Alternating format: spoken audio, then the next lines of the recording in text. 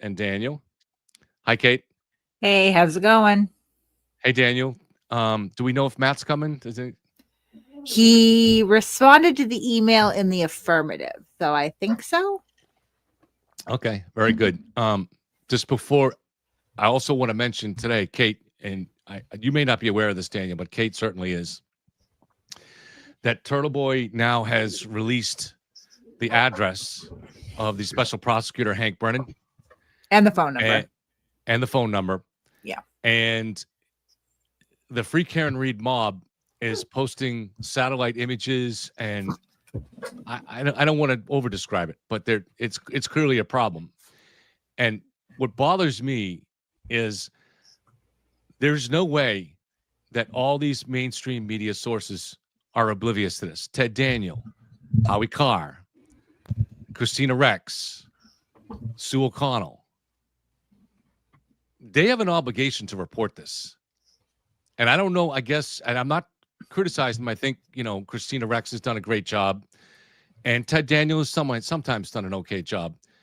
But this is an important thing. You have a mob that is encouraging people to attack a special prosecutor. At what point do you report the truth about what's going on here? And just to even add to that, so Atlantic does, I guess, I didn't read it, but a glowing article about Turtle Boy a couple weeks ago.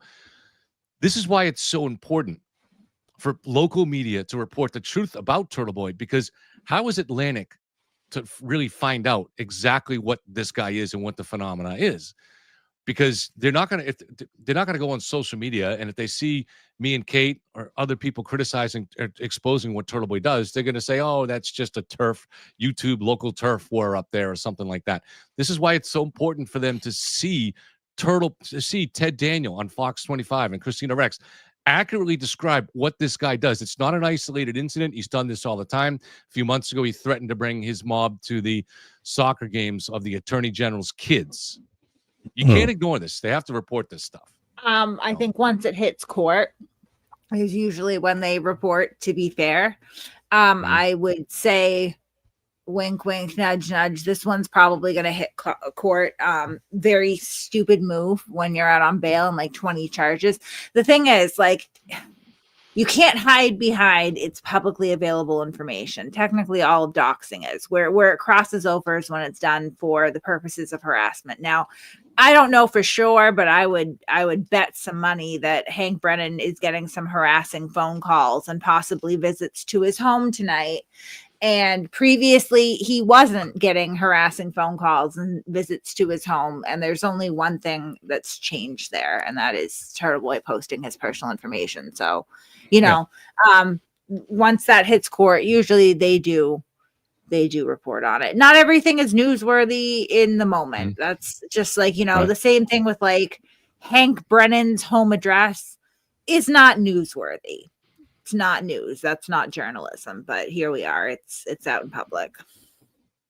I mean, it's newsworthy. So, Dan, just let me quickly respond. That it's newsworthy. The fact that the Turtle Boy has just revealed this, that to me, that's newsworthy. The fact that it's happened. The fact that his address isn't newsworthy, but the fact that this local blogger who was in court this week with Karen, who is facing 20 charges or something like that for witness intimidation, is now trying to dox the special prosecutor here. That to me is newsworthy. But Daniel, have you seen anything like this in your area or in any other true crime case that you've looked at? I've never seen anything like that. That's actually 100% disgusting and disturbing to me. And it's because of the intent behind it. Obviously, it's not, hey, let's go send them some flowers and a get well soon or whatever the case may be. It's almost an attack to a certain extent. This is the first time I hear of it. I find it to be absolutely horrid that this person who, I mean, I've never seen any of his content. I can't talk about what he says or what he doesn't say. I've seen some clips here and there. I saw this one thing that was just absolutely Bush League and juvenile. I think Jennifer Coffindaffer had posted it on her Twitter or X account, and it was him talking about some of the things about I mean, I didn't even want to repeat the things he says about himself, getting excited about, when he hears certain things about the witnesses and yada, yada, yada. And, to me, I'm just like, all right, he's claiming to be a journalist. That's the claim, right? As far as his text messages go and all this other stuff, that it's all journalism and yada, yada, yada. Well, act like one. I mean, it's not professional to be in this manner and doing certain things. It's not professional, and which was what journalism is. I mean, yes, it's getting down to the facts. Yes, it's, being able to get the truth that's out there. And I'm not necessarily saying that's what he's doing, but you can do it in a manner of professionalism. And right. I think it's dangerous because there's some folks out there on both sides, whether they think she's innocent or they think they think she's guilty, that have gotten, overly indulged in this case to the point where, they may see his address and think, hey, I may need to go do something because, hey, this case isn't looking like it's going the way I want it to go, the way it went the last time. And it can be a very dangerous thing. It's absolutely disgusting to hear that's going on. Well, historically, that's what has happened. He put out the witnesses' addresses, phone numbers, social security numbers, all that. And as a result of that, his followers have continually called, texted these people, showed up at their houses. There have been some incidents of identity theft because of the social security numbers. So, I mean, once is a fluke, but 3-4 times now we've got a pattern, right? Like, he knows what's going to happen when he releases this information because it's happened over and over and over again. You can't claim ignorance anymore. And again, I fail to see how the home address and phone number of the special prosecutor in the Karen Reed case it constitutes news. It doesn't, in my opinion. Yeah. I don't know. To me, it's newsworthy because if you're not, this is a huge part of this case is not just obviously justice for John, justice for Karen. Those are essential parts of this case. But one of the reasons I've put so much time into covering this case is seeing this mob form and the mob tactics they use and the organized mob tactics, which is some of what we're going to talk about here tonight with the new evidence that Kate has uncovered. But much of this goes back to this turtle boy tactics that have been developed over the years because he knows he can terrify police officers, officials, lawyers, the public, anybody, newspaper journalists, and I talked to them all, who are afraid to go against him because he will smear them in social media. And at some point, it's important for regular media to report this phenomena. It is one of the most disturbing phenomena of our time. In New England anyways, and that this is going on and it's allowed to continue. And when I say allowed to continue, there's no real way to stop it because people do have First Amendment rights. So most of these things are difficult to stop. And so this is why it's so important that the media does its job and put this out there so the public has a legitimate idea about what they're dealing with here, what the phenomenon is. So they're no longer presenting Turtle Boy as just a truth teller with rough edges or something like that. What? No, he is consciously wielding this social media threat of smear. Go ahead. Sorry. Well, my question is, I mean, I've not followed him at all, but why hasn't there been a lawsuit against him from one of these witnesses? What is preventing that? Are they trying to go through this trial first? I know it's already gone through. They already had the first round. I know it ended in a mistrial, but what's preventing some of these witnesses from suing him? I mean, he's made probably quite a bit of money throughout this entire case at their expense. And that's probably well documented through YouTube and stuff like that about the amount of money that he's made. That amount can easily be suable. I'm just kind of questioning why hasn't it happened yet? It will happen. It's sort of a one situation at a time thing, but I can assure you, it's happening. He's being sued, and I don't think that this puppy. I don't think that the motivation there is necessarily recovering damages. I think most people understand that is not likely to happen. Whatever money he has or hasn't made, first of all, the guy is a pathological liar. And he continually inflates his own worth, his own self-worth, the numbers, everything else. So it's very hard to pin down how much he's actually made versus what he says. And I'm sure that most of it is spent because he's also a drug addict who rents, and doesn't exactly live live like the rest of us do, you know, in terms of the way that he spends his money. Clearly, just, and I'm saying this because he talks a lot about how he gambles. Obviously, we know that he abuses Adderall. That's not a lie. I mean, not a secret, rather, nor is it a lie. You know, I don't know how much they'll get, if anything at all. And I know, because I used to work with him, that he fully is willing to hide his assets the best that he can, where he never actually lose the civil suit. Do what they did to Alex Jones and take his channel away from him. Well, that's, I guess, really what it comes down to, is these witnesses deserve to have their reputations restored. And nobody wants to see him continue doing what he's doing, because he's just hurt so many people. So again, I don't think the motivation in these lawsuits is trying to get money out of the guy. I think it's really to shut him down. Yeah, right. Yeah, I hear that. So I would like to make a quick announcement too. The book is finally available for pre-order. Oh, really? So I just posted the link there. The only thing that's available is actually the Kindle version, but eventually there is an Audible version that's in the works, and the print version will be up there eventually too. So right now, if you want to pre-order the book, it's not very expensive. It's only like $6.46, and if you have Kindle Unlimited, it's free. I'm not sure why they chose it to price that way, but they did. I told them I didn't care if they put it as 99 cents. I'm not doing it to make money, but I want the publisher to get their money back for the investment. So, you know, I know people here would have been just to be supportive. So let me post it again. It's called Storm of Suspicion, and just put it again. And I've also tweeted it, and I'll make it regularly up there on Twitter over the next few days, and maybe put some excerpts up and stuff like that. So it comes out on April 1st. And it says the Karen Reed murder trials, Storm of Suspicion, the trials of the decade. So appreciate the support, guys. Thank you very much. And now I have up here Kate's video. I don't know if you want me. So the other day I played about half this video on the channel, Kate. I didn't want to play all of it just because I felt like I was pilfering your content. So I didn't. Oh, no, never worry about that. Yeah. And so I was like, I want to play it, and I just kept directing people to go see the end of it at your channel. But you know, your editing skills, your video editing skills are incredible. You know, not that that's what people want to hear about, but I love like the old newspaper style fonts you were using here and the backgrounds. That was just, it's really good. Do you want to play part of this now, or do you want to just? That's totally up to you. I hate the sound of my own voice.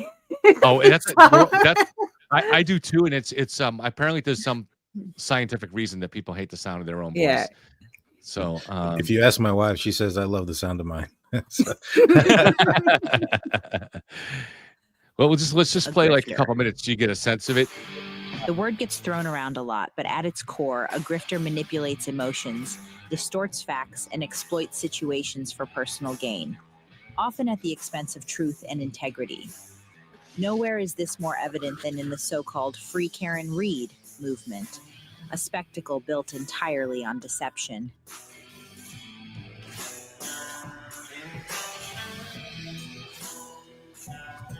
Karen Reed, accused of killing her boyfriend John O'Keefe, hasn't just denied responsibility. She's spun an elaborate web of conspiracy theories to rally support. Far from a pursuit of justice, this movement is a masterclass. Brother Council made the bill. Driven by opportunists chasing clout, money, and influence. 100%, yeah. And the biggest grifter of them all? I've never seen any of these people. Karen Reed herself. So we'll stop it there. So that's on Masshole Mafia, guys. To go, maybe we'll play a little bit more of it later, but please, go check it out on Kate's channel, Masshole Mafia, to see the whole video. I think it's about 15, 16 minutes long, actually 17 minutes long. And she's a pretty good editor, huh, Daniel? That's pretty good. I enjoyed it. I'm not familiar. See, I'm very new to the Karen Reed case. I tried to stay away from it mainly because, I only saw parts and pieces of it. I saw that there was some tail-light controversy, and from just a glance, it kind of looks kind of weird, just at a glance before you go into it, break it down and look at it. And then you start hearing about what had occurred with the other young lady in that area that the law enforcement in the area try to make look like a suicide, and they end up getting arrested. And so I actually stayed away from it because I thought that there was some corrupt stuff going on there, but I saw this whole mob of bad people that were in on it, and I was like, I just want to stay far away from this. I'm not much about attacking victims and victim family members and things of that nature. And so it felt like before I actually dug into it and got into it that, if I covered it, I didn't want to align myself with that sort of crowd. And so I had some folks kind of reach out, tell me, just look into it. And I did. And I was like, you know what? This isn't what I thought it was. And that's a testament to, because I know a lot of people, because I cover the Bryan Kohberger case, and a lot of people think I'm just pro law enforcement, that doesn't, that no matter what, I'm just going to believe law enforcement. And that wasn't necessarily the case with Karen Reed.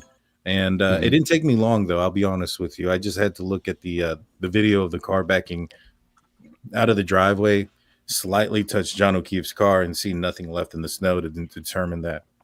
All right, well, obviously, this is before John's body's found. The vehicle was in the garage, so it was protected by the elements, or protected from the elements. And there's a piece missing. What are we doing here? It's pretty obvious. But yeah, that's kind of where I am on it. I am glad that I did look into it and see that it wasn't this scenario where it was just law enforcement doing the wrong thing here. I don't necessarily think that Proctor did everything right. I know I'm fairly honest, and I'm very honest, and I'm very straightforward. And I don't think he did I don't think he was the most correct person in this either. How do you feel about his termination? I know that you thought he was the most vetted cop, and which he was. I mean, he had all his phones and stuff looked into, and his activity throughout his entire career. What do you think about his termination? I know were you surprised by that?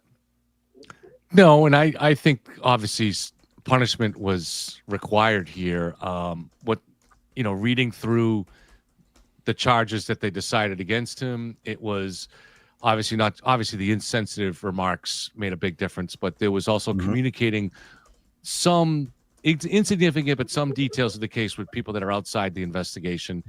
And then there was an incident where I think they only discovered this through the feds looking through his messages, but where months after this, he was on assignment and went to a restaurant and had some beers with Kevin Albert.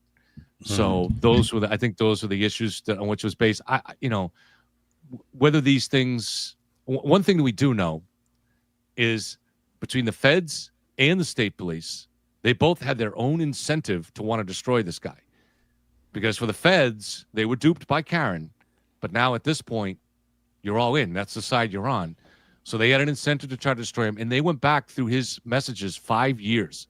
And the Mass State Police, once the insensitive nature of those messages came out of the trial last year, the liberal governor in this state wanted to make sure they got rid of him. So both the state and the feds did everything they could to find some tangible reason to get rid of this guy, and they really didn't find anything new or anything else.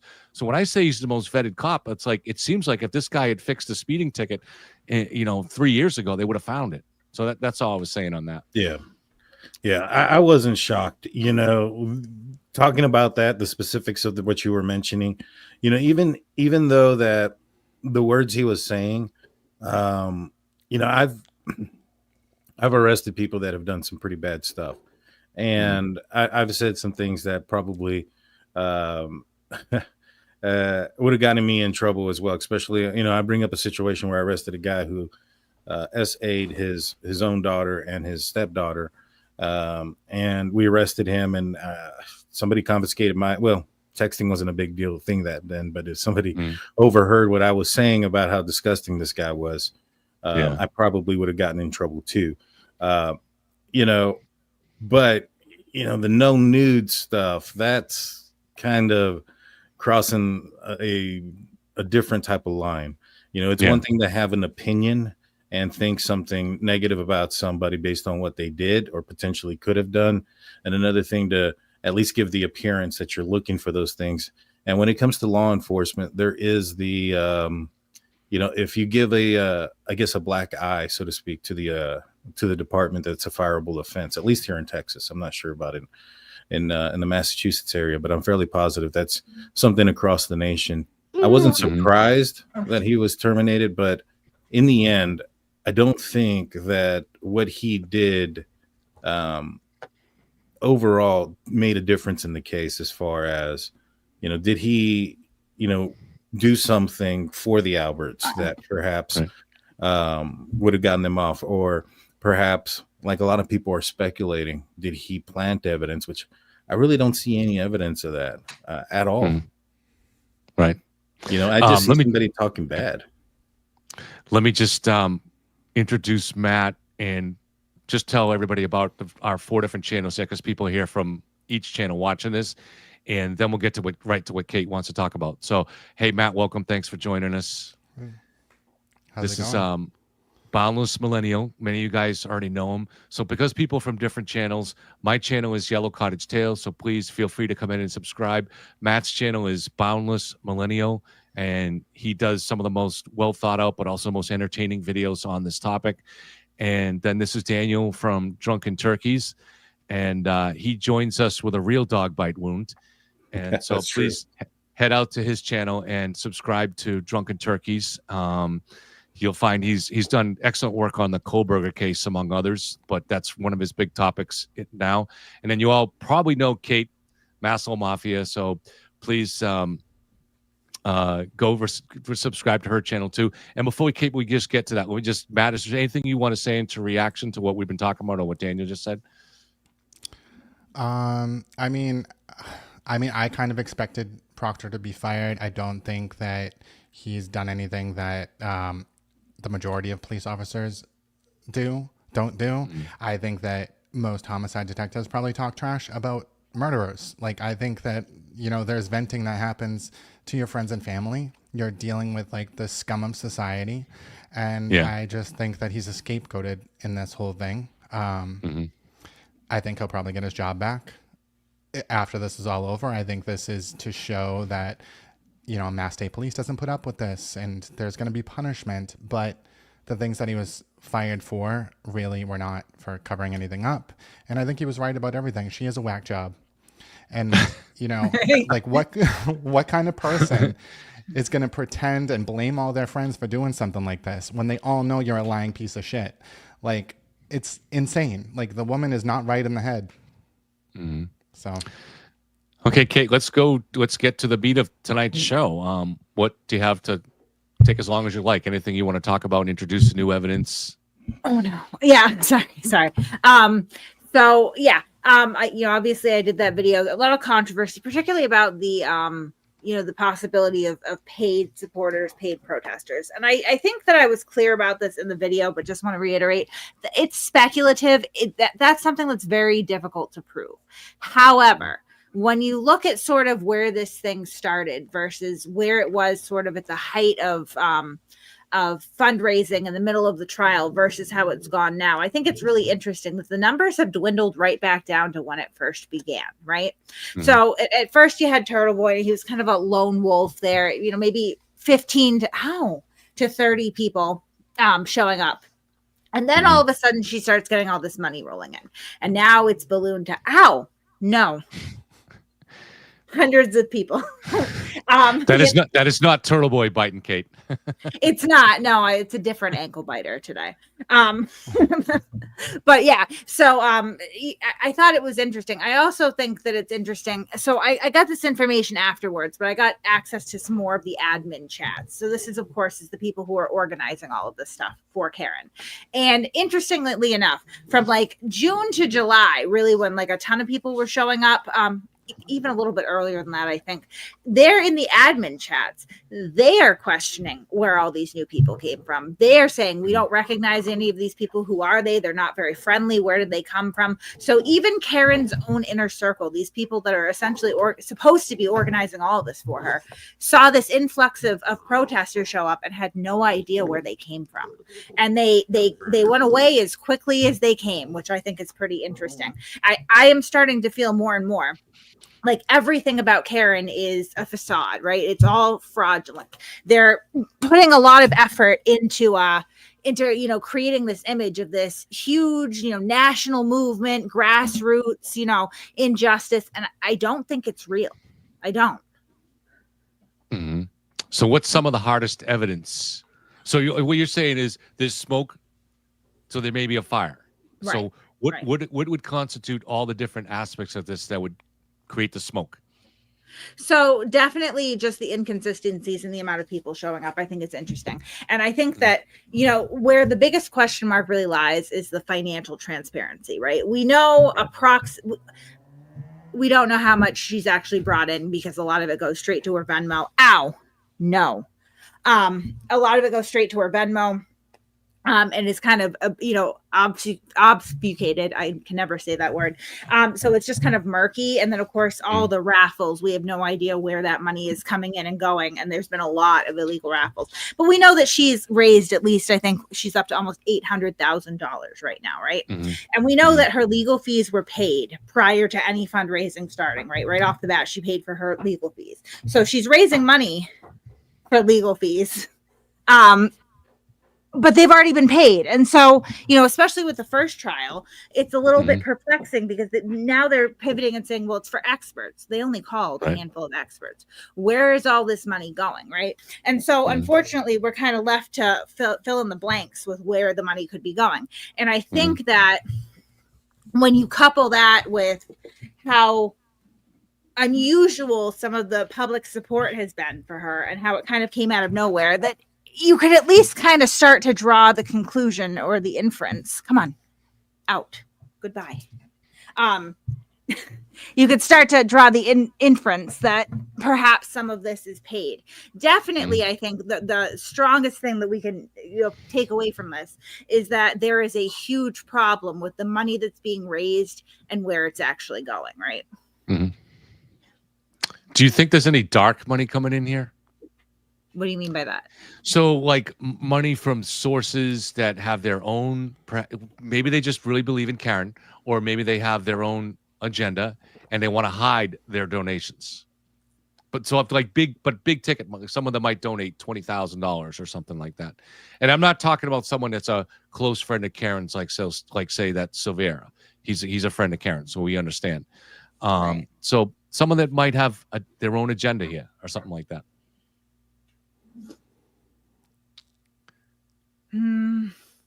No, I mean, I don't see any evidence of that. It sounds like the big ticket donators out of Karen's own mouth were all people that she knew in her previous life, coworkers.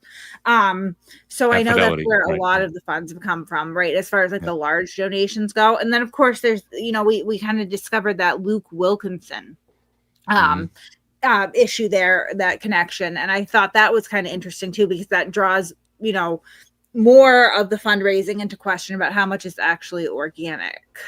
Mm-hmm. Did you find out if it's a real person? No, yeah, he's a real person. He owns a company called Razor. It's a fundraising company. It's essentially to professionally fundraise, and part of that is a little bit of astroturfing, right? Moving your fundraiser up on the ranks there so that it is more easily searched and found, and creating the image of more contributors than it actually has. So Daniel, have you seen any other cases or heard of any other cases that you've studied that have anything similar? So say astroturfing, where you're hiring professional protesters, or where you're hiring PR people to run social media campaigns. Have you seen anything like that? Just in politics, and I wouldn't be surprised if they took a page out of a political playbook to do something similar to that. But I also do think that there is a growing mob that goes from case to case, looking for the next big controversial, or maybe not even next big case, but just next case to make controversial. Whether it be Richard Allen, Karen Reed, Bryan Kohberger, they have their Probergers, their Free Rickies, and FKRs on all of them. And I've seen that, it's kind of grown with each one of them. And I think that it's in some part, it's all the same folks following the same people. Those creators are talking about the same different cases. So now they're pulling in people from different cases. So now you have, Kohberger is going into the Karen Reed case and listening to these creators who are anti-law enforcement or anti-prosecution, regardless of whatever the case may be. They're going to go with the defense regardless. And now you're building more and more of a mass. And, I see this as becoming an issue, to be 110% honest with you. I see it in the Bryan Kohberger case. Now, I think in the Kohberger case, it's a little bit different because they just found that this guy bought the knife and it's been put out there, right? So there's a lot more evidence there that's without police question, right? With the Massachusetts stuff, there's some question there with law enforcement. That's not necessarily the case in Bryan Kohberger's case. So there's been a little bit of a number drop I think I've seen with the Kohbergers. They're still pretty strong, but I would have expected to see some of the same thing with the Karen Reed case with the amount of bombshells that have been dropped here recently. But I think it's a mob. I really do. I think it's a mob that's growing from one place to another. And it's quite dangerous because I think that, I say it a lot, to a hammer, everything's a nail. And I think that to these folks, everybody is innocent. There's a bunch of real killers out there committing crimes and getting away with it. And it's just insane. Matt, what do you think? I mean, I see this too. I know there are PR companies that approach creators. I've been approached for different cases where they're like, oh, can you make a video for this much money? So I absolutely. Oh, I want to hear about that. I'm very interested. Go ahead, please. I want to hear any details on that. That'll be really good. I can't say the name of the company, but like in general, it was something that I was already talking about, and I was already on the same side that they wanted me to be on. So they're like, oh, can you put out a video? You talked about this last year. We want people to start talking about this again. And I said, sure. I already had videos, so put it out. Get paid. You can't talk about it. And I know that Karen Reed is doing that. I don't think that like Kohberger is doing it, but because I don't think that he has the means. But I think that naturally there is this group of people that is just like foaming at the mouth and hates law enforcement and thinks that everyone's framed and thinks that everything's shady and is so quick to judge people with zero evidence. But then when there's this mountain of evidence against the actual suspect, they ignore it, but they look at all these stupid little things like the roommates in the Idaho 4 case, all the people, the 11 people in the house, like kids and adults in the Karen Reed case. And it just seems to be, I don't know, it's entertainment for them. They're not taking it seriously. They're not treating it like it's actually real, like it's a crime where people are murdered and these are victims and these are witnesses and like these people are traumatized and they're treating it like entertainment. So I think there's like a couple of things going on. I think there is this mass of like weird people that like I don't know, they just like latch onto these things, but there are these PR companies. Right. And I found it interesting because when I was approached, I was like, oh, so this is what's going on. And, I was just thinking about definitely Karen Reed and definitely like some of the other cases that, you just all of a sudden it's just like flooding in your TikTok feed or on YouTube. You're just seeing everything about these cases. And it's, some of it might be organic, but I think that, you can definitely create that by like just approaching a few, and it could be a few small creators that don't make money. Tell them what to talk about. They're all saying the same thing. And it's similar to how right before Karen Reed's documentary came out, there was a bunch of small creators that I never heard of that are like, Karen Reed is innocent. I saw this documentary. And like, I don't know anyone that watched that documentary like legitimately and was like, oh yeah, she's definitely innocent because she seems whacked out in that documentary. Did you watch the documentary, Daniel? Which one? There was a documentary that came out this past week called The Body in the Snow. It was on Discovery ID and HBO Max. Yeah. The one I saw you in. Is that correct? Yeah, I was in for about 4.5 seconds, but yeah. Yeah, I saw you. A little bit more than that. I know that guy. I did see it. I think there's a lot of her story changing and stuff like that. But one last thing real quick to touch on that last topic. That guy, Luigi Mangione, I mean, Yeah. that's a clear indication of that mob just doesn't matter if the guy's guilty or not, whether the guy committed the crime or not. That guy's getting money through the cahoots, for his defense team, and he's well off, coming from a well-off family. And I think he was found with a manifesto and a bunch of other stuff. So, I mean, that just kind of tells you the mob mentality. It doesn't matter. They may even know that they're wrong. It don't matter. It don't matter. And in that case there, no one's I'm going to guess that in that case there, most of the fans, they don't say that he didn't do it. They're just supporting that he did do it because of the guy that killed. Right. So at least they're not alleging a conspiracy. Right. Well, yeah. I mean, I've seen a lot of people claiming he was at their facility on the date in question across the web. But as far as the documentaries go, I mean, a lot of people give her lawyers a bunch of credit, but I question their train of thought on that one, on allowing their client to go out and completely, time after time, change her story, say something differently, incriminate herself even more, talk about this other witness stuff, intimidation stuff that's been going on, now kind of putting some credibility to it, to the point where I believe they're going to now check her phone. And good luck with that one. I'm really looking forward to what they find in that. Well, she wiped her phone. So the state police got a search warrant for the phones. She had 2 actually. And the affidavit is public. And, a lot of compelling, what people tend to ignore here is they got enough probable cause for that search warrant, right?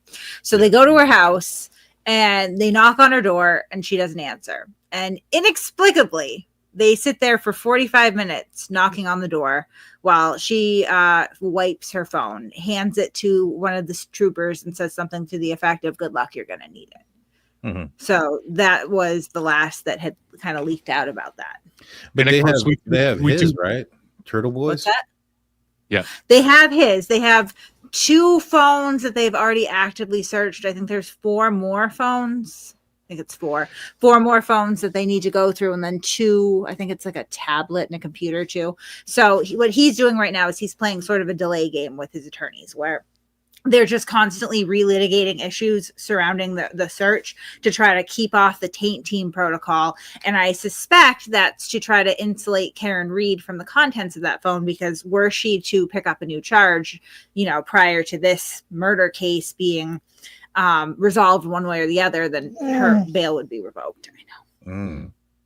Yeah. See, one thing though, Karen was very cautious from the moment she started trying to come out with the media on this. So initially, she was using Natalie as a go-between to Turtle Boy, and even then, she started using the encryption app called Signal. And then once she was confident enough in Signal, she cut Natalie out and just started using the encryption app Signal with Turtle Boy, and she used it with people related to my channel too. So all her communications were over this encryption app. So I don't, know if she was very conscious of keeping her phone clean even before the police, even before she wiped it.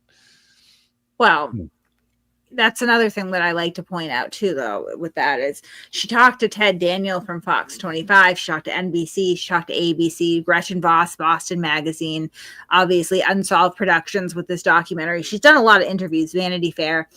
Every single one, she was completely open that she was talking to these journalists. Yeah. The only person that she hid her communication, and not just the actual communications, which obviously it's clear that she's taking great steps to hide that from the police and the public, but the fact that they were communicating at all was Turtle Boy. Because he was showing up at people's houses and personally attacking all these people. So it absolutely was witness intimidation. Without a doubt. But if you think about it too, she was hiding their communication, the fact that they were even communicating before he even started doing that stuff. So I would infer from that it was the plan the whole time. See, one of the things too that the elusive proof, this is not proof, but supports the idea of Karen doing this, comes from that documentary. So Turtle Boy had said last year when he was mad at Karen and he was threatening to go to the state police with information that would show that she participated in this witness intimidation campaign. And So that presumes he probably has screenshots of some of her communications that he was savoring to use against her if he ever needed to. But he made the claim that famously when Turtle Boy went to, so you probably aren't aware of this, Daniel, but Turtle Boy went to the lacrosse game of Jan McCabe's daughter, youth lacrosse. I don't know if it was high school or youth lacrosse, and harassed her in the stands, brought his cameraman there, figured that would protect him. And he was strangely saying to her, "You didn't think you could outsmart Karen Reed, did you? You didn't think that, did you?" He repeated it like 2 or 3 times. It was a very strange thing to say. And then later on, he said in his admin chat, which became public to us several months ago, he said in his admin chat that it was Karen, that was Karen's direct message to Jen McCabe. And so you're like, huh, that's interesting, right? But that could be just Turtle Boy's bravado, right? Turtle Boy just talking shit.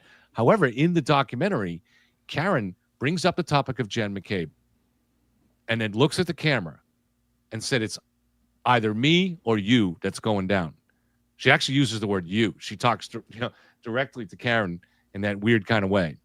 And that's very consistent with the idea of her saying, hey, I got a message telling Turbo, I got a message for Jen. Say, you didn't think you could outsmart me, did you?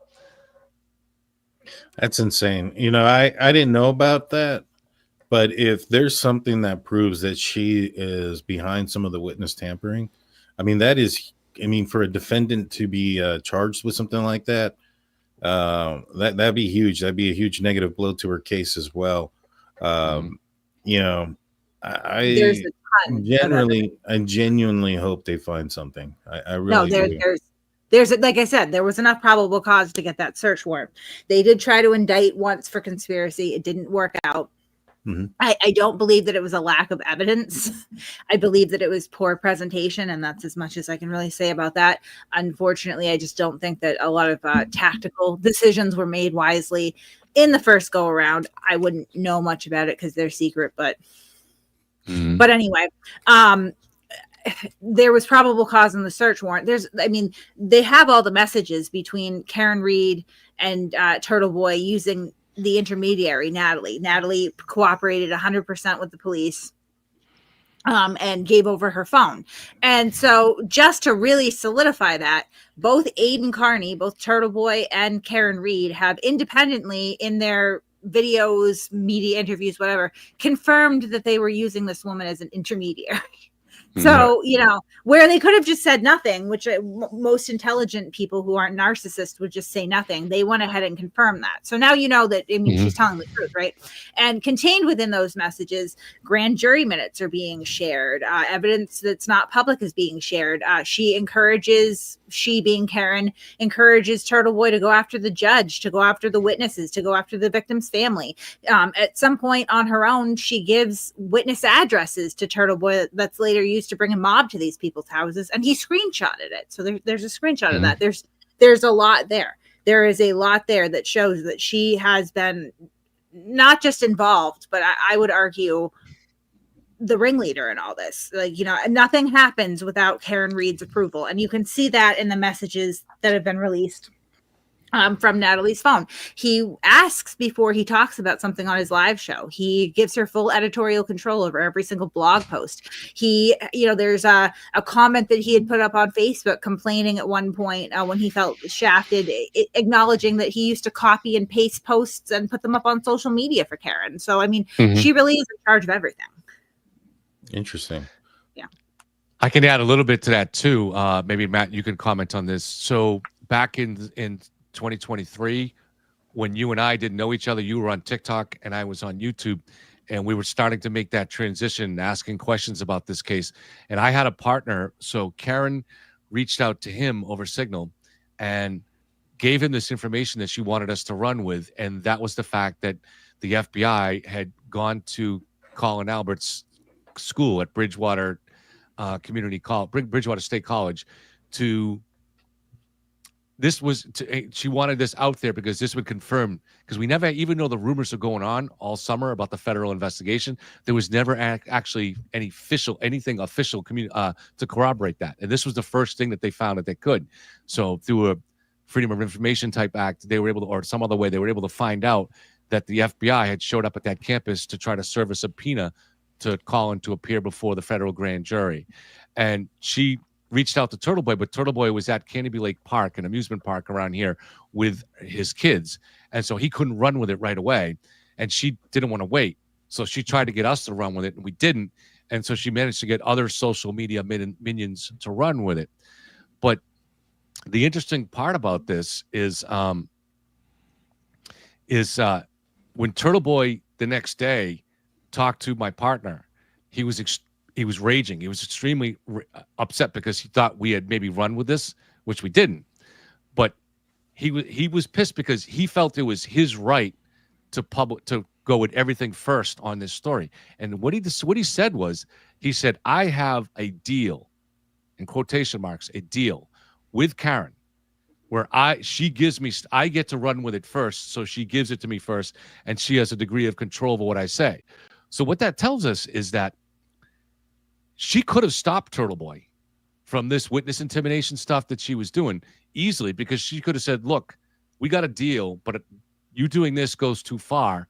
If you don't stop doing this, I'm no longer going to give you the information first. I'm going to give it to someone else. I'm going to give it to Young Jelly or somebody like that. So I don't know. What do you think about any of that? Well, she said that she don't really care about them because she don't see them as witnesses. Ain't that what her words were? So, As suspects. Yeah, exactly. She sees them as suspects in this case, although she's fighting zero for John O'Keefe. I mean, there's absolutely nothing that she's ever said that she was going to be wanting to do for John, find the real killers, none of those things. In fact, I think in her interviews, she talks about the people that she's going to surround herself with afterwards and what kind of world tour she's going to do, et cetera, et cetera. Just zero compassion and remorse or empathy or sympathy for John and his family. There's only 4 episodes, right, of that documentary, or is there more? There's more, right? It just hasn't come out yet. Yeah, no, it's done. There were like technically 5 episodes, but it was shown over 3 nights, so it felt like more like 3 episodes. It was 5 hours of programming over 3 nights, and it's today they showed it again continuously on Discovery ID, and you can find it anytime on HBO Max. Yeah, I've only seen the first 4. I haven't seen the last one. I need to watch the last one. But I don't think, up to the 4th one at least, it doesn't seem like it's in her favor. Like everything as far as even music, tone, everything as far as when it's her and the mob, it definitely does not look like it's a documentary that's going in her favor. I'm still dumbfounded by the fact that her attorneys allowed her to do this, and where it actually appeared on it as well, I believe. So, what are your thoughts? Do you guys think it's going in her direction? Do you think it's portraying it correctly, one way, one side? What do y'all think? I mean, I don't think that they covered a lot of stuff. I think it was as much in her favor as they could be, but she's just such an unlikable, nasty person that's the best they could do. Like her attorney should have told her, like, you're a terrible person. You don't want to be doing all this media coverage. You are not likable. You sound like a psychopath. And I think she has a vendetta against Jen McCabe. I think when she found out that Jen McCabe was the one that called them back and started putting the pieces together, she's had it out for her ever since then. And it's coming off that way. It's like she's just so immature. She's really like not right in the head. And that's how it came off in the documentary. She was crying because she was like facing deliberation in the final episode, but she never cried for John O'Keefe. She smirked when they asked her about how he died and if you hit him with the car. She's like, can't even contain her smirk. But she's crying when she has to leave the seaport, when she has to go home, when the Karen Reed show is over. Like, she is just such a disgusting human being. Like, that's what I got in the documentary. Kate, what does this tell us? Just like, if we're going to put our amateur psychology hats, about this strange obsession with Jen McCabe. I don't think that Karen likes other females very much. I think she's a deeply insecure narcissist. So I think that Jen McCabe represents everything. I mean, like, even in the beginning when she's talking about how she never wanted that white picket fence bullshit is what she calls it. I think that Karen protecting the fact that she does and she'll never get it because she's a horrible person. Like, honestly, that's what I think. So I think Jen McCabe represents everything that is completely outside of Karen Reed's grasp. She's never going to have a husband. She's never going to have children. She's never going to know the love of a family or that kind of stability. And, you know, certainly Jen McCabe is a very social person. She has a lot of friends. She's very connected in her community, just everything that Karen is not. I think I would agree with Matt that she probably does resent that Jen was one of the first people to kind of piece everything together. And I think that when she's trying to concoct her story to blame anybody else, right?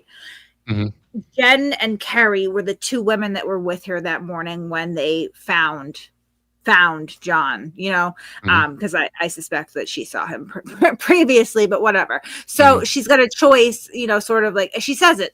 I was there. Jen was there at this scene. It's either her or me, right? She can't really blame Carrie because that's a little bit more complicated. Carrie Roberts was all the way in Brockton on the evening where they were out. She was bowling with her family. She was nowhere near this, you know, party or the bars or anything else.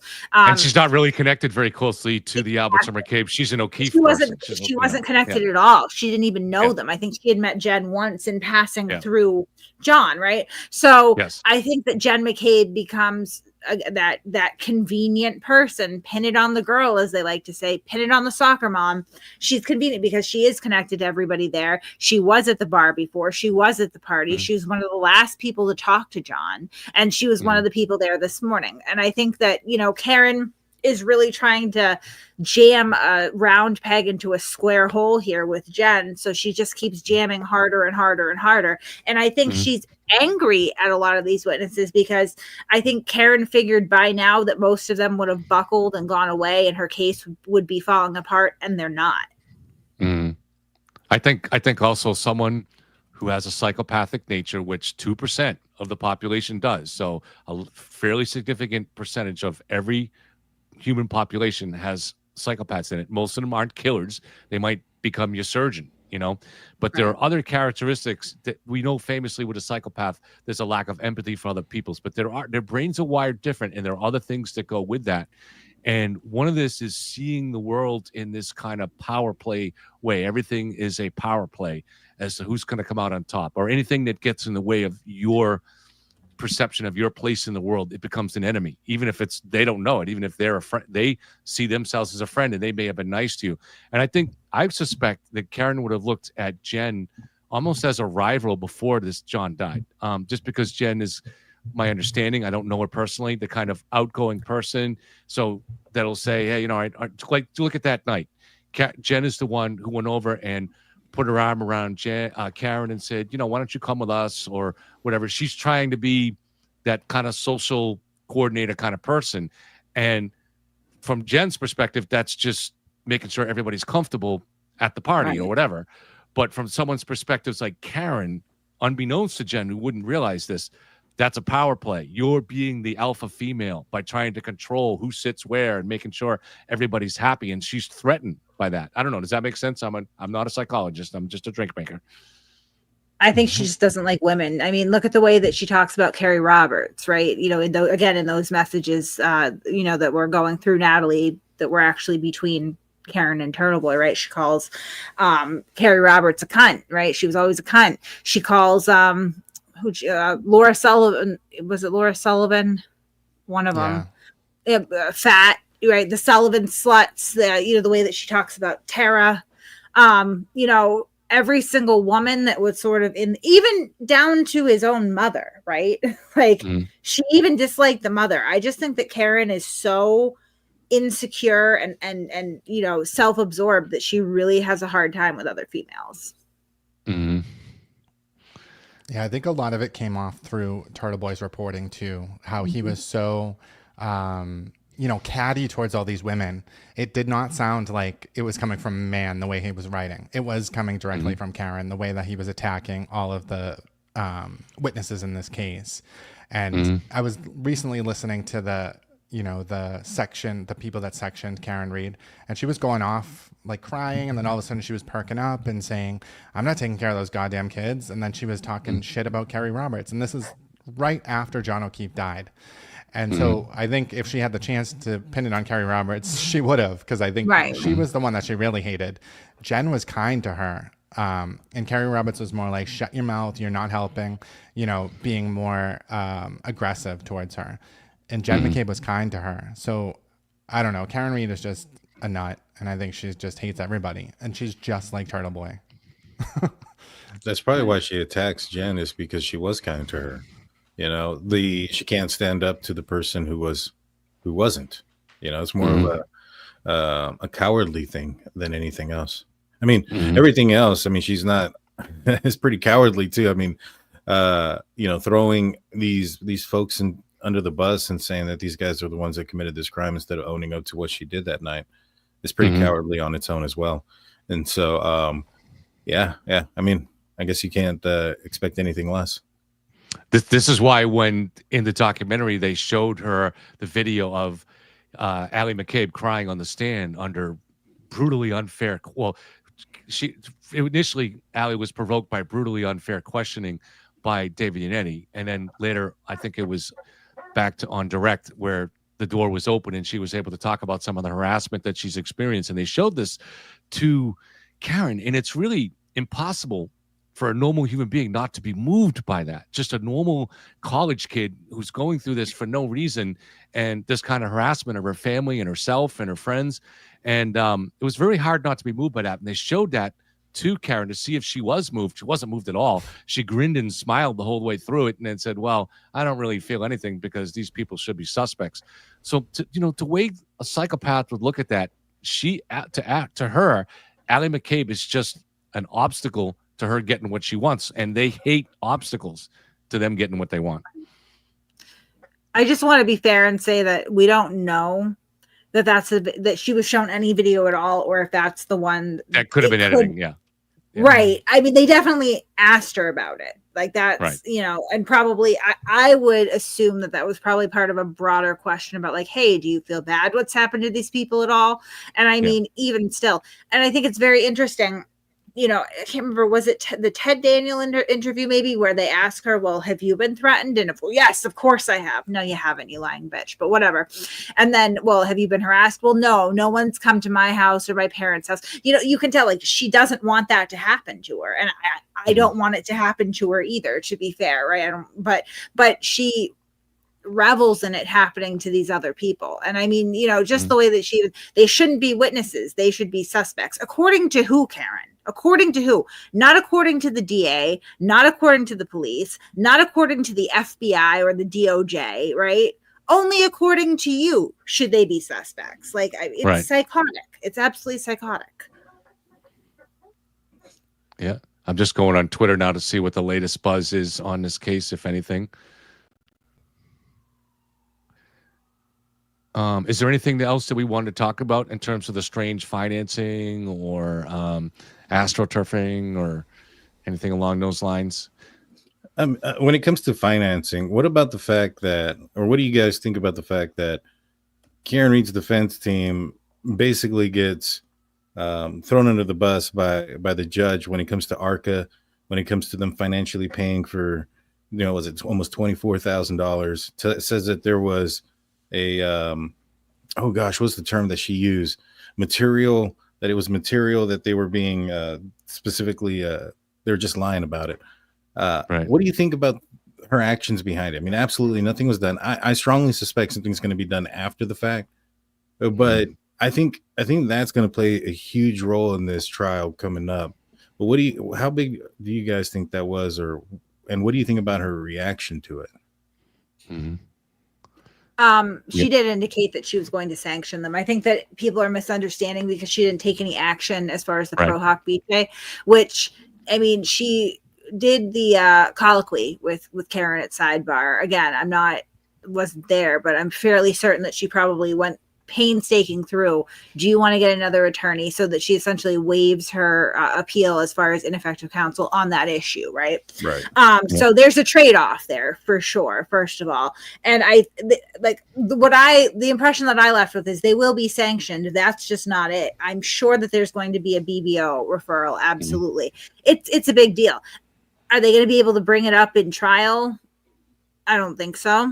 Yeah. Are they going to absolutely destroy ARCA on that issue? Yeah, that's probably coming. Well, I mean, if ARCA's saying that there was a clip there between, I believe it was Yannetti and the ARCA witness, where they said that they had never spoken about anything outside of just arrangements, and that ended up being a lie. They literally lied and purged themselves on the stand in this specific case. That's the first thing that I would bring up. Have you ever said something that was inconsistent with the truth? and continually beat that down as soon as they step on the stand. I mean, to me, I thought that's going to be huge. And if they put them up there, I don't know. I mean, I thought that was, I mean, correct me if I'm wrong, but isn't that something that you can bring up?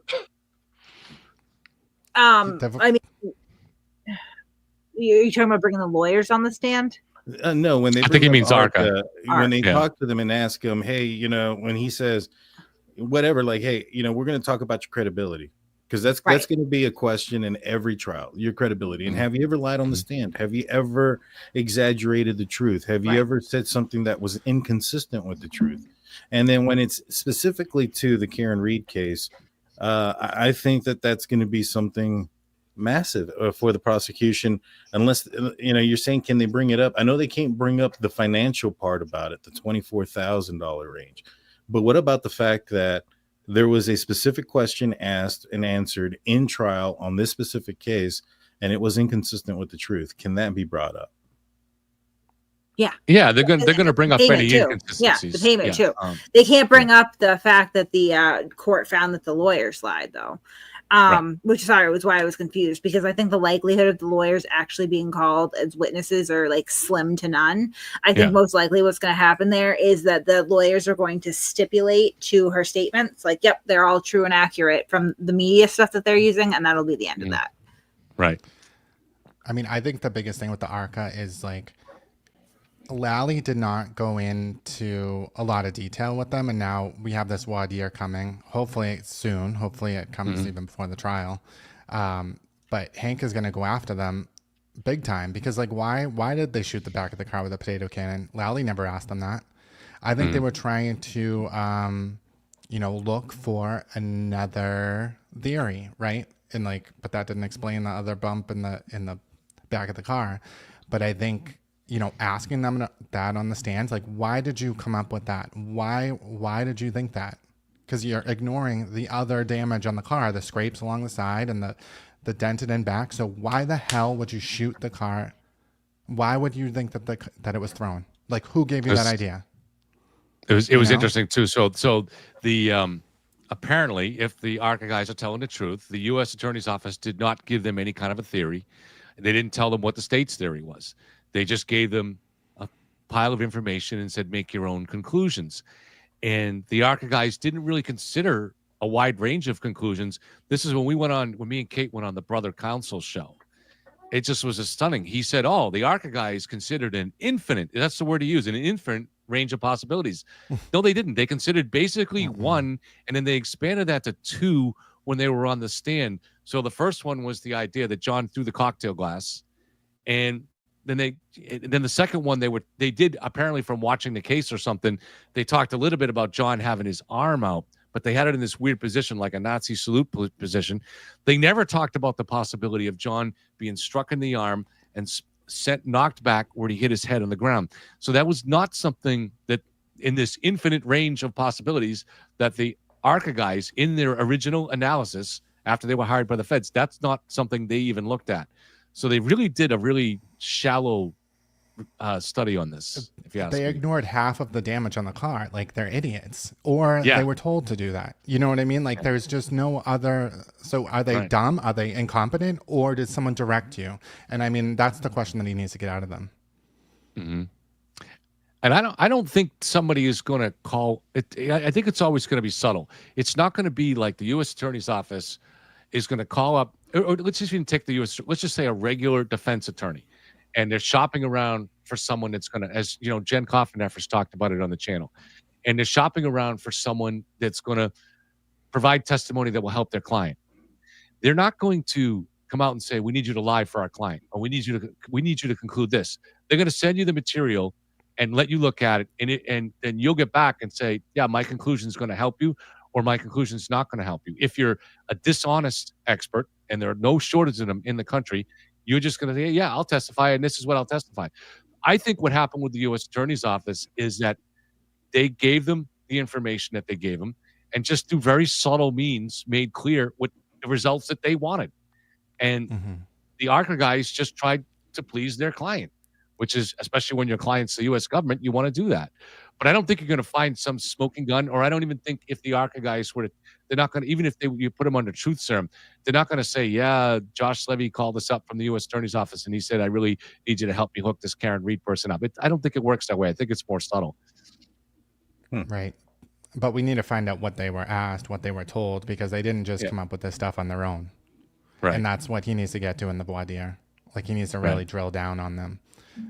Because clearly they were on a side. Clearly they had an objective. They knew what it was. They're a litigation firm. Like, people hire them to argue either the accident happened or the accident didn't happen. And no one's sending them $30,000 unless they're going to be on their side. So they obviously, you know, they present themselves as their independent experts. Like, that is their business. Right. But they're not, because they are signing a contract with whoever hires them, and they're going to take one side or the other, because accident reconstruction, there's definitely more than one. Right. They always know who's hiring them and what they want. Right. Right. Who pays more?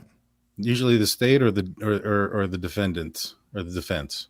You know, I know in the Bryan Kohberger case, the defense is getting paid quite a bit more than the state. Yeah, and so could usually, could there be a motive of like, hey, we want to be called more by defense teams because they pay more? I mean, you know, I think there's the possibility there in this situation that could be a motive here. You don't go in there and say that there was, he literally purged himself on the stand. There's no absolute ands, its, or buts about it. He said they never spoken about it, and they did. I mean, that's black and white, yes or no. Was it right or wrong? There's no in between. And how they're going to be able to testify or with any type of credibility from here forward is beyond me, you know, because if there was ever a case where they get hired on by a defense team, that's the first thing I'm going to ask is, have you ever said anything that was inconsistent with the truth on the stand? And I'm going to bring up that specific time. And, you know, that's why, like, for instance, Proctor, I could never believe that he would ever be a detective again, because his credibility is out the window. You know, he's never going to be able to take a stand and say anything just because of what has occurred and his termination and everything that's followed behind it. You know, even if he can keep his license, I'm not entirely sure that's going to end up being the case there. But, you know, if he finds himself on a department, it's probably just traffic stuff, you know, because credibility is shot. And in my opinion, if you get caught lying on the stand, I mean, how much can you believe? If they're willing to lie about that they had never spoken, there was never any contact between them outside of arrangements, how can you believe anything else that they're saying? Walter, just to answer to Walter is a free Karen Reed person, and he's explaining to us, I guess because he thinks we don't understand, that they made the shot glass cannon to determine how fast the glass had to be thrown in order to produce the damage that was seen in the taillight. But that's not the issue. The issue is who gave them the idea that John threw the glass at the taillight, and what other issues why didn't they consider a range of other issues? That's not even what the state concluded. And also, very importantly, if you're trying to, you're creating this cocktail glass cannon, and you're going to fire it at different speeds to see what speed it would take. And I think they ended up determining it was like 35 miles an hour or something like that. But as part of that scientific testing, you would really want to know if the car was going in reverse, which we don't even know if they knew that, but what the speed of it was going in reverse. That's just elementary physics. If the car is going backwards in reverse, then that's going to impact how fast the glass would have to be thrown to break it. And they would have that if they had the tech stream vehicle data. They did not have that tech stream vehicle data. They are experts on tech stream data. Their website advertises that. And even if the U.S. attorney was somehow unaware of the tech stream data, they should have got back to them and say, hey, is there any tech stream data? This is a Lexus. So it's garbage in, garbage out, as Karen would say. as Karen would say. Yeah. We don't their even know the hypothesis was garbage. where did it even come from is really the question, right? Like, where did you get this from? Nobody ever even suggested that was a possibility. They also like took great pains to say like, nope, that taillight didn't hit his head. Like, nobody said that it did. So why are you ignoring all the other damage? Like other damage that correlates with an arm or another body part hitting the tailgate because there's a big dent. So that's garbage, right? Garbage in, garbage out. The hypothesis is garbage. Like, your conclusion is garbage. Like, get the fuck out of here. I mean, they didn't seem to know about the DNA on the taillight housing. They didn't know about the hair found on the back that was, now granted, it was matched to John after they did their initial report. But there seems to be a lot of important pieces of evidence that they didn't know. So the question would be this: are they so married to trying to support their older opinions that they won't adjust their opinions now that they have that information? I think they are, because they're a litigation firm. So their conclusion that they came to, they want to show. Yeah. If you hire us, we will like prove that, you know, you didn't hit them or you did hit them. Like, whatever side you want us to take, we're for sale, and we have credibility. They don't want to really say, you know, we're for sale, but like, that's what it is. They're a litigation firm, and they will prove and they will present on the stand well, because that's what their business is. Mm-hmm.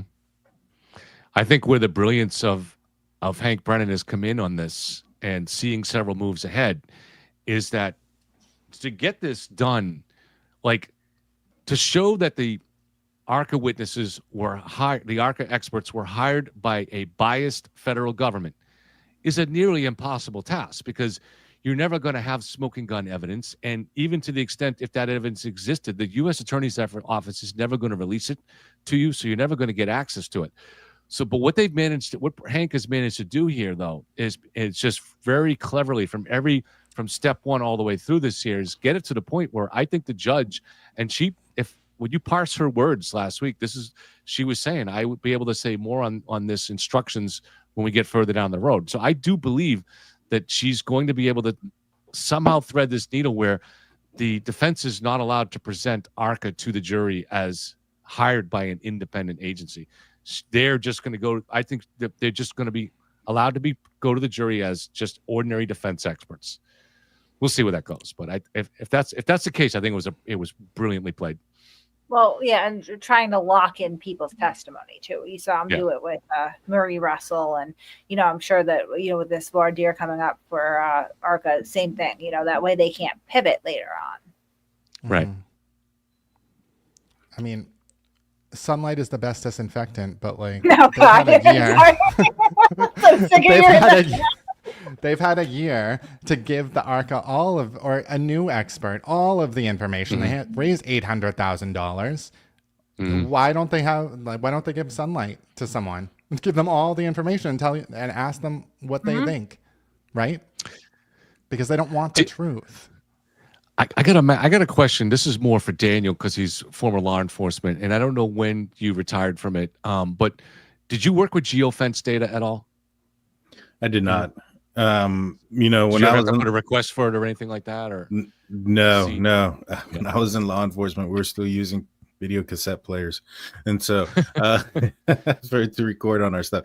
No lie, that's when I started. I appear younger than I am, I think, but no, I've never had to do any of those type of things with geofencing or anything like that. I was never an investigator to that extent. I was mainly just a local law enforcement officer, from, you know, beat police officer. I had aspirations for being to be a detective. I had a good buddy of mine who's now and probably as high as you can get in his department. I'm very proud of him. He used to be a homicide detective who was my mentor, so to speak. Long story short, I'm no longer in law enforcement. I had a pretty serious back injury, and I ended up finding my own business through it. And so, you know, that ended up was almost 10 years ago, over 10 years ago, closer to 15. So, when I got out, it wasn't anything that I was doing. You know, I can get some information if you'd like. What is your question? Yeah. So what? And I think Kate knows where I'm going with this, but I'll direct this question, finish the question with her. And somebody on chat just asked, "What is geofence?" So geofence data is basically something you don't need a warrant for this. You can just get a regular subpoena request to the. Not even a subpoena, just a request to the communication companies. So you'd want to find out within a particular geographic location, within a particular time range, what devices were detected within that. And it's something that I think is probably in a lot of cases routine to try to find. Not all cases, obviously depends on the circumstances of the case. So the question, Kate, is: do you think the U.S. Attorney's Office? We know in November of 2022, so pretty early on in this case, they subpoenaed the phone records, the communication records of pretty much everybody the defense had cited as a suspect here. Now they don't need warrants for that because it's just it's not the content of the communications at that point. It's just the actual so-and-so called who and this, that. Would it have also been routine for them to just get the geofence data? What do you think? Routine, I don't know. The only time prior to this that I really heard about geofencing being used is like, say that there's like a mass shooting, like that, or the Boston Marathon bombing or something like that, right? And they're trying to figure out what cell phones were in that area in that time period to try to, focus in on a suspect. I've never heard of it in this context, but like, I don't know that much about it. So I would say that. Oh, go ahead. I was going to say that they used it in the Idaho 4 case to see what phone numbers were around, or like, I think they probably had like a ton of phone numbers, right? Because it was like a very densely populated college area. But then they found, I don't think it led to anything because there wasn't anything. I mean, I think there was just probably too many in the list. But then they did use it to determine that Bryan Kohberger's phone was there other times. I think he wasn't there during the time of the murders because his phone was not connecting to the tower. But they found, they expanded the search warrant at one point and they found that his phone number was around the house and multiple times. Excellent point. So, but I hit and run. Like, what the hell are you doing a geofence data for? Right. Come on. Well, no, the state police might not have needed it because they knew that John didn't go in the house, but the feds would have needed it because they were investigating whether John did go in the house. So they, and that's why they got the communications of everybody involved, all the Alberts, the McCabe's, everybody in the house. So wouldn't that have just been an automatic to get the geofence data? And it was less than a year. So they would have had time to do it and just find out what devices were in that house, what time to call and leave. Was there anybody in the house that shouldn't have been there? You could look at geofence and other datas too, other locations rather. At the Canton Police at 1:30 when Brian Higgins went back, or did he meet anybody strange there? Right? Who was there? I'm just trying to. I don't. If you're really investigating this case, why not do that? Because I mean, it's what I understand is geofencing is more to like. I mean, frankly, if they have access, which we know they did to their phone information, right, their iCloud and stuff. You can just use the GPS data from the phone. Like, I think geofencing is more used when you're trying to like narrow in. If you already know who was there, more or less. I mean, I guess if they wanted to see if other people were there too, that I don't know. I don't. Yeah. Well, I don't think they had access to Colin's phones. So the only phones they had were Karen's and John's and Jim's. They had GPS. Right? They had GPS data on Colin. They did. Now, how would they get that? Karen. I think It Karen was was saying in the provided. beginning she didn't know who was in the house, right? So like she's like, they won't even tell us who's in the house, or we didn't find out till a year later. Like, oh, Julie Nagel killed him. Like, are you kidding me? So like, but if they had that's what GPS data her on, claim was. I'm sorry, Matt, but if they had GPS, I really do apologize. I mean, I'm sorry, I'm just stuck on this. If they had GPS data on Colin's phone, why didn't Lally present that at trial? No, not Colin's phone. I think they referenced it a little bit with the Life 360, but they had information, particularly from Allie's phone. I know for sure was provided different, to the FBI. And again, Lally didn't use that. Right. So we don't know why. We expected he was going to, but I'm sorry. Go ahead. Yeah, I really wonder why. I mean, in those 5,000 pages, 3,000 pages, I would imagine that there was a lot of verification of the state's case, and why didn't they try to use that, or they couldn't think of how to bring it in, maybe? But nothing really came in except for the damn text messages and like, Matt McCabe saying the Asian house, like really stupid stuff to try to prejudice the jury against him. And it's just kind of shocking that that's what the judge let in, because like, why? To just like get him and like corner him and be like, oh, you don't remember this text message you sent 3 years ago? Like, of course, nobody remembers the context of the text messages. And of course, like things can be taken out of context and sound bad.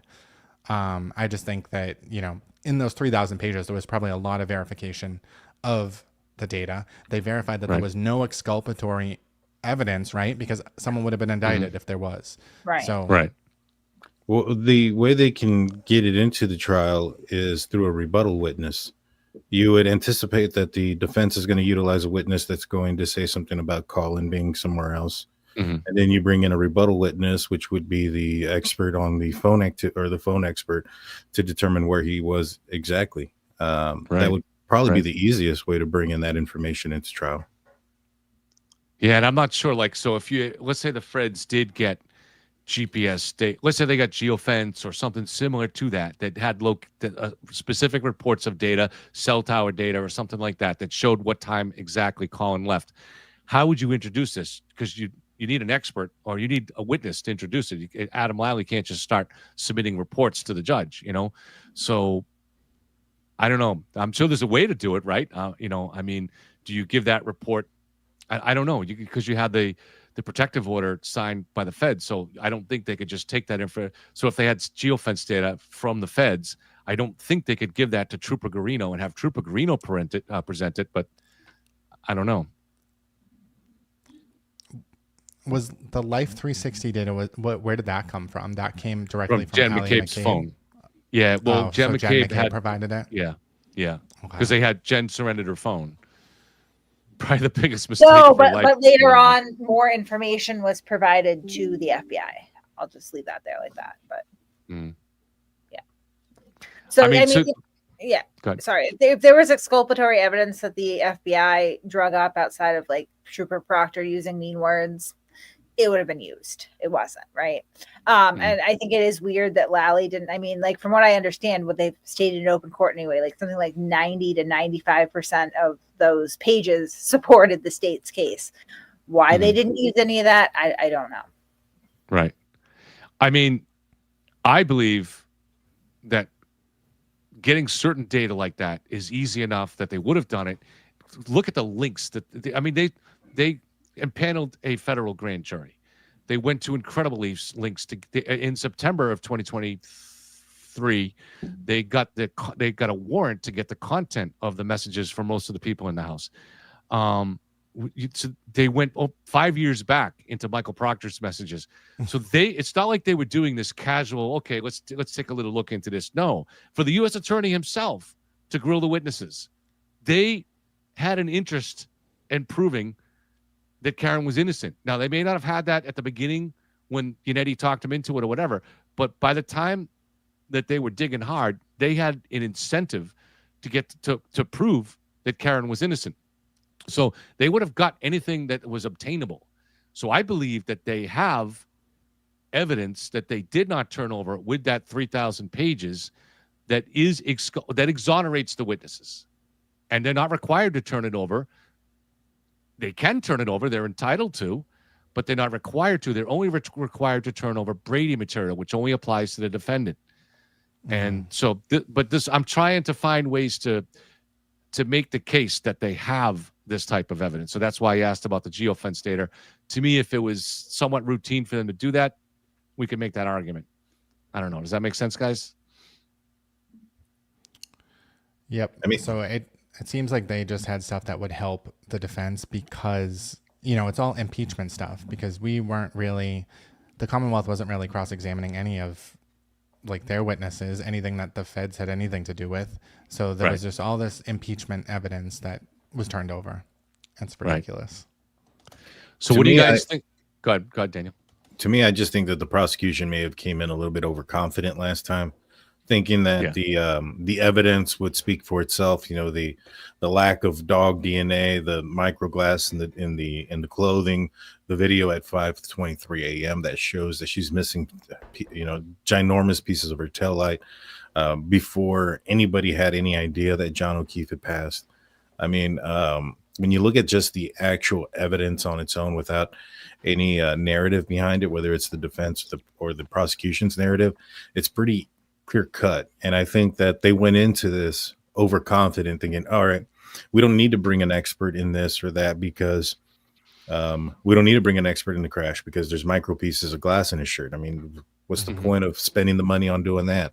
Well, we don't need to bring an expert to talk about the dog or the supposed dog bites because there's no dog DNA. Why bring in the expert to pay the money in that?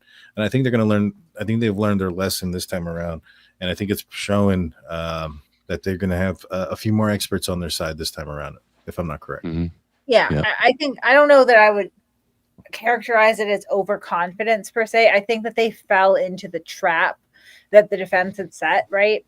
Where like they focused so much on like trying to disprove all this like ancillary bullshit that they really kind of lost the plot on the actual facts in this case, right? So I think they expended way more time and effort, especially as you got closer to trial, trying to chase down every bullshit accusation and lead that the defense was throwing out, and they really kind of let their own case slip.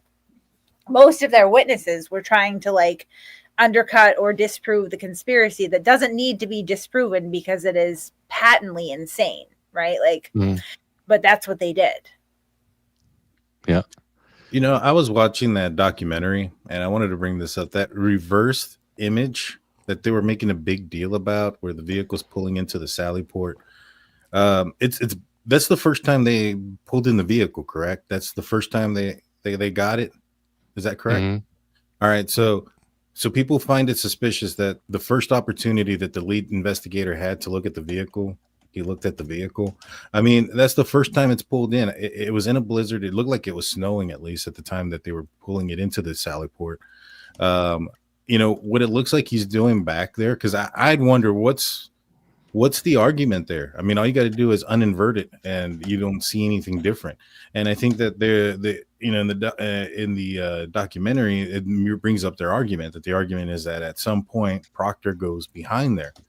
And I was watching it and I was looking at it, and what he's doing is he's just kind of moving his head back and forth, and it's because this is the first time he's actually got a chance to really look at the taillight in a controlled area. You know, up until this point, it's been outside, it's been in the elements, it's covered in snow, you know, the whole 9 yards. So this is the first opportunity the lead detective has to actually get a glimpse at the side of the vehicle that's damaged. And I don't know any lead detective that would not take that opportunity to look at the damage of the vehicle. It's just insane to me to think that there's some sort of conspiracy attached to that. I'm going to share a post up here by Nurse Kim. She's responding to somebody else, but she said somebody else is a chart up.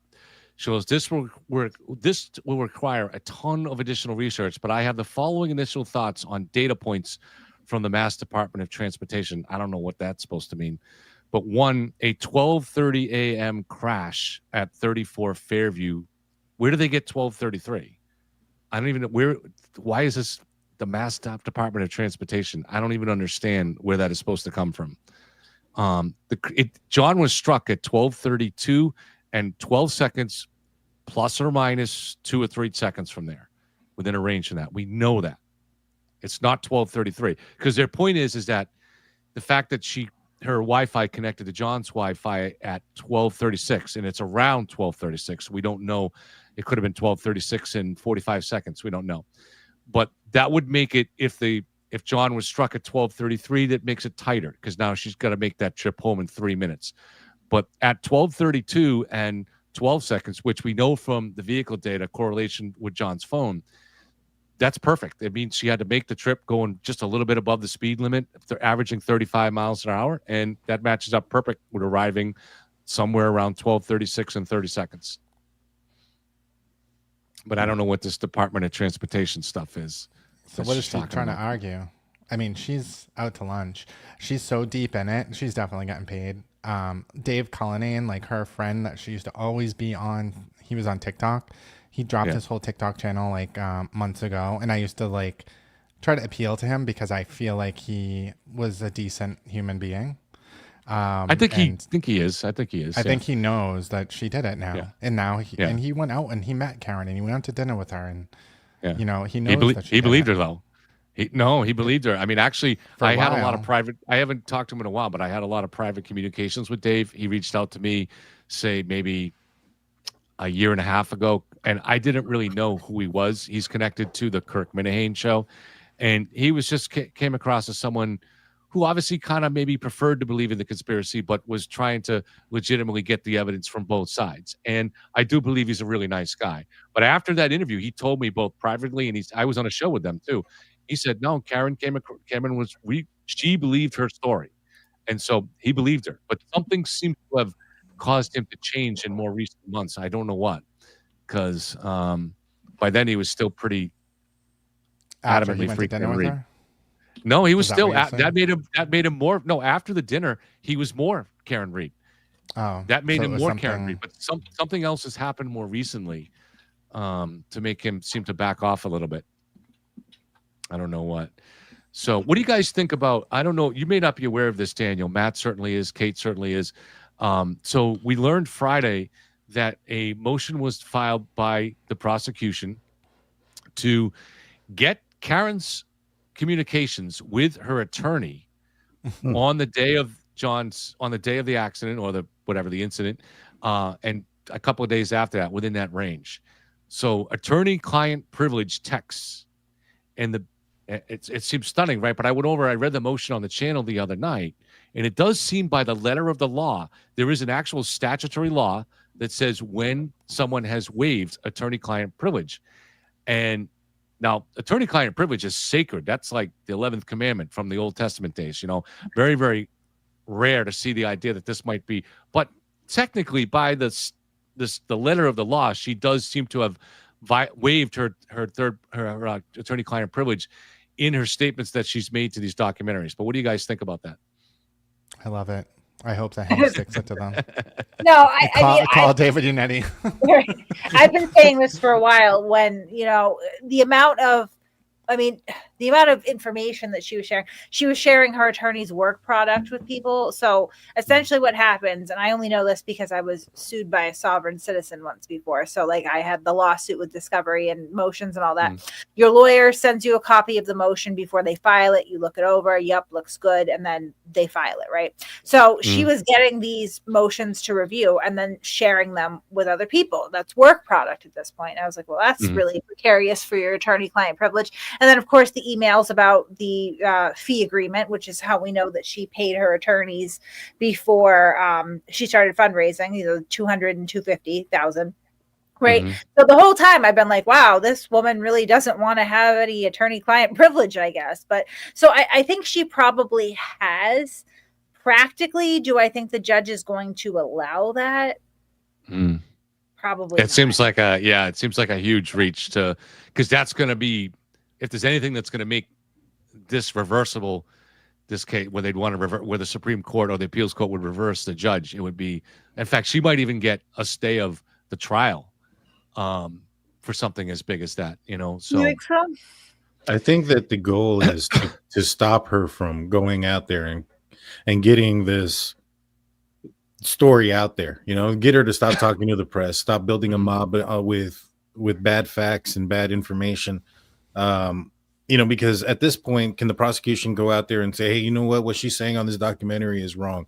This is the fact. They can't argue back and forth here. So this is just a one-sided argument from her side. And, since the prosecution can't go out there and maybe perhaps debunk some of the things that she's saying, they're probably, especially given how much this has been already in the public appeal or public court of public opinion, they probably want her to stop talking. They probably, to a certain extent. I mean, I don't know. I mean, as a former law enforcement, I would love her to keep talking. I don't think they want that at all. I think capitalizing on what she's done, right? Right, Mhm. right. Yeah, because I was gonna say, I was like, she keeps putting her foot in her mouth every time she talks. So I would be surprised, but it's almost to like an extent where like, all right, she can continue to put her foot in her mouth, but at this point, does it matter? I mean, she's changed her story how many different times? Mhm. She first initially came out with her lawyers and talked about this being an accident and that there was no intent behind it. And then once the charges get upticked, then it's this whole conspiracy. I mean, so does it matter what she's saying, even if it's contradictory to the truth or what she's been saying in the past? Mhm. It still kind of seems to be working for it to a certain extent with a certain group of people, don't you think? Right. Well, I'm the sorry, I tainting just of the have to take jury a pool. minute. And Christine Mitchell is in my chat, as she always is, being fucking stupid. No, Christine, the Commonwealth has never done a press conference because they can't. It's not because they know or believe that Karen is innocent. They clearly don't believe that. They're trying this case as many times as it's going to take, really, Christine. No, it's they can't give a press Mhm. conference. They can't do that. They're ethically, Right. because you would know that, except you don't even live in this country and you are fucking brain dead. So thanks for joining us again. Your presence is always really appreciated. You add nothing to this conversation, but it sure is entertaining. I did get word of something, I don't know, about 15 minutes ago. I don't think I'm gonna mention it. I've suspected Kate probably got word of this too, so I'm just gonna be vague about it. But involving the police at a certain address tonight. Did you get this, Kate? It's probably best to not mention it, right? I would think, and draw attention to it. Okay. All right. That's what we'll do. Sorry to be vague about that. I didn't know if Kate gave it the okay, it's okay. We can talk about it. But I would hang out till Tuesday, yeah, possibly tomorrow. Like I said, I think this is going to become like a thing, yeah, as it should. yeah, absolutely. So it's unfortunate. I don't think it would do any harm to talk about it, but just on the chance that it does, I'm not going to draw any attention to it. All right. So I reached out to a retired judge that I talked to see if she wanted to come on and talk about this issue with the attorney-client privilege. And she didn't have time tonight. She may have time after this week. She believed that, it was just extremely unlikely to see a judge grant that because it would make her so open to being reversed. And that was already my feelings on it too. But she also, then she said something that I disagree with. She added that she feels that the state's big mistake in the first trial and still in this trial, and she said it's the reason she thinks they might lose, was the issue of intent, is the way she put it. Now, this was a text message conversation, so I didn't push back on it, but I don't really understand what she's saying, because if you don't prove intent here, you still have the manslaughter charge. So I figured I would just share that. I mean, Definitely the first case. I don't think that Lally really proved the second degree murder at all. Yeah. I don't even think he tried to really, but It's I think difficult Hank to Brennan's prove. going all in. Yeah, Hank's going all in, because I mean, all of these interviews and all of this psychotic behavior. I mean, I think it's gonna give you a psychological profile of this woman who, you can't accidentally back up 24 miles per hour. You can't. No matter how many people want to say that, the people that suddenly realize that Karen is guilty, that's the first thing that they go to is oh, well, maybe it was an accident. It's not. You cannot reverse 24 miles per hour, 100 feet by accident. And, her voicemails show that she was pissed. And then all of a sudden she's like, nobody knows where you are. You can hear her tiptoeing around in the driveway. She's looking at the damage. She didn't call 911. She calls all these people, starts all these stories. She left him there and she let him die. That's second degree murder. And Hank's going to go in. So actually, go ahead. Let me just put it up. Go ahead. I think you can prove intent. I mean, you'd have to put some work into it. Like you mentioned, going in reverse 24 miles an hour is one thing, but also where his body landed. I mean, if you look at the area and look at where he landed, I think it's pretty apparent that she swerved at him. And, if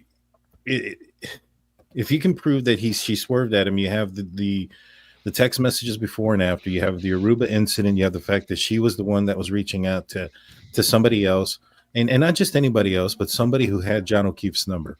in Brian Higgins, somebody who was maybe not necessarily in his inner circle, but somebody who I would say that is probably a tier up when it comes to their career. You know, that is a clear sign of somebody who's very vindictive. You know, that you see the pattern there. You see how angry she is. She can't control herself. I mean, she can't even control herself in the courtroom. I mean, the way she looks at the prosecutor is just right out disrespectful. Now, I haven't seen the first trial in its entirety, but when I brought that up before, a lot of people mentioned something about her having to be told by the judge a few times in the last trial about her attitude or laughing or something to that nature. But this person cannot control herself, even in the public eye. I think that they have the ability to prove intent here. It just might cost them a little bit of money to prove it. You know, if they can get the expert to go out there and actually show how the physics work and how his body ended up where it did, I think you can prove it. Okay, you can respond to that. And also, just to Heather here put up, and Heather is a recovering lawyer, and she says, I don't think that if Hank thought he could prove second, he would have dropped the charge. So I think what she's saying is Hank obviously believes he could prove this. Is there possibly, though, another reason to keep that charge on, even if you think you're unlikely to make it stick? Like, is there a way of looking at jurors where they might be in the room and there might be some horse trading and compromising that goes on? So if you have a legitimate second-degree charge up there and some of the jurors have bought into it, that horse trading gets you to manslaughter instead of something lower, or OUI manslaughter instead of something lower. That would be unethical. Really, the prosecution can't move forward with the case if they don't have a good faith reason to believe that they can prove it beyond a reasonable doubt. There's this misconception that they play these, hardball games, and no, that's not how the justice system works. If they can't prove it at trial, if they don't believe that they can prove it at trial, like good faith believes, and they are, ethically required to dispose of that charge. But with her, again, there's that third prong, reckless, endangerment. There's the question of when she found out, why she didn't call 911. There's a lot of things that can prove intent there. And I'm so sorry. I just put in the chat, though, I'm getting paged. I think you know what about. I gotta drop. So sorry. All right. Thanks, guys. Have a good night. Come back if you get something on it and that you can go with. Okay. Yeah. Okay.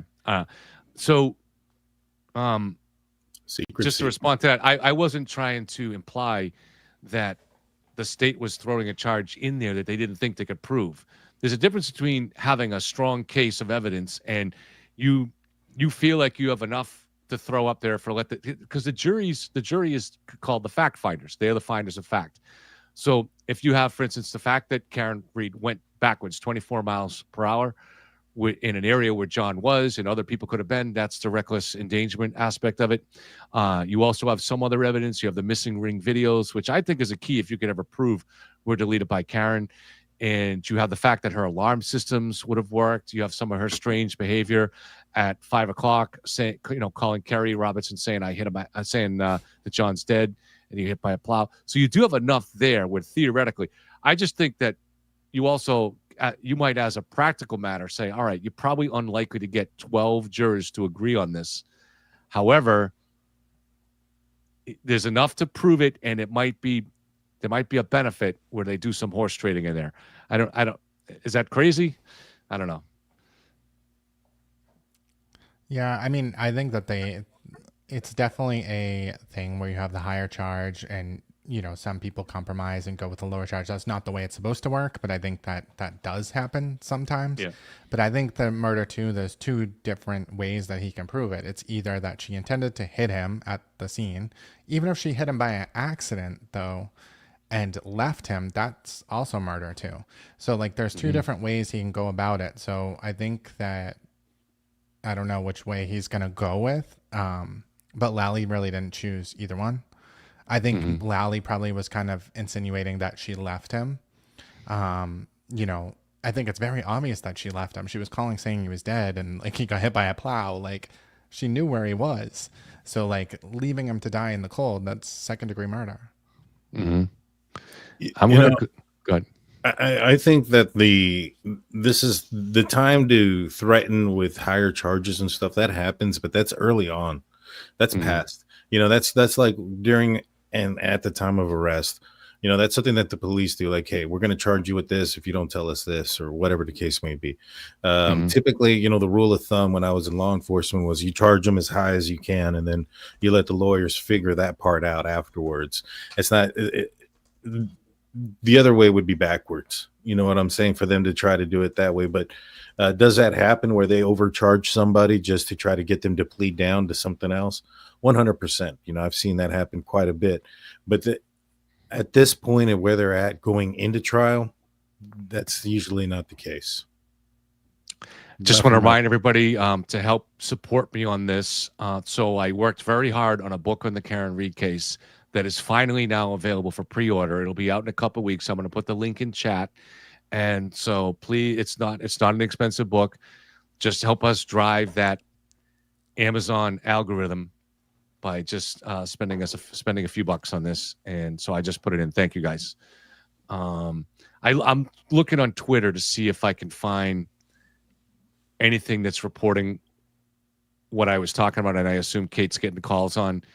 I just don't want to put it out there unless it's already. Turtle Boy going to jail? Is that what's happening? No, it has nothing. Damn it! I don't think to do with Turtle Boy, but I don't know if he could. It could. I don't know if he's involved in this, but he's certainly indirectly involved. But I'm looking to see if I can find anything. Is Karen's bail being revoked?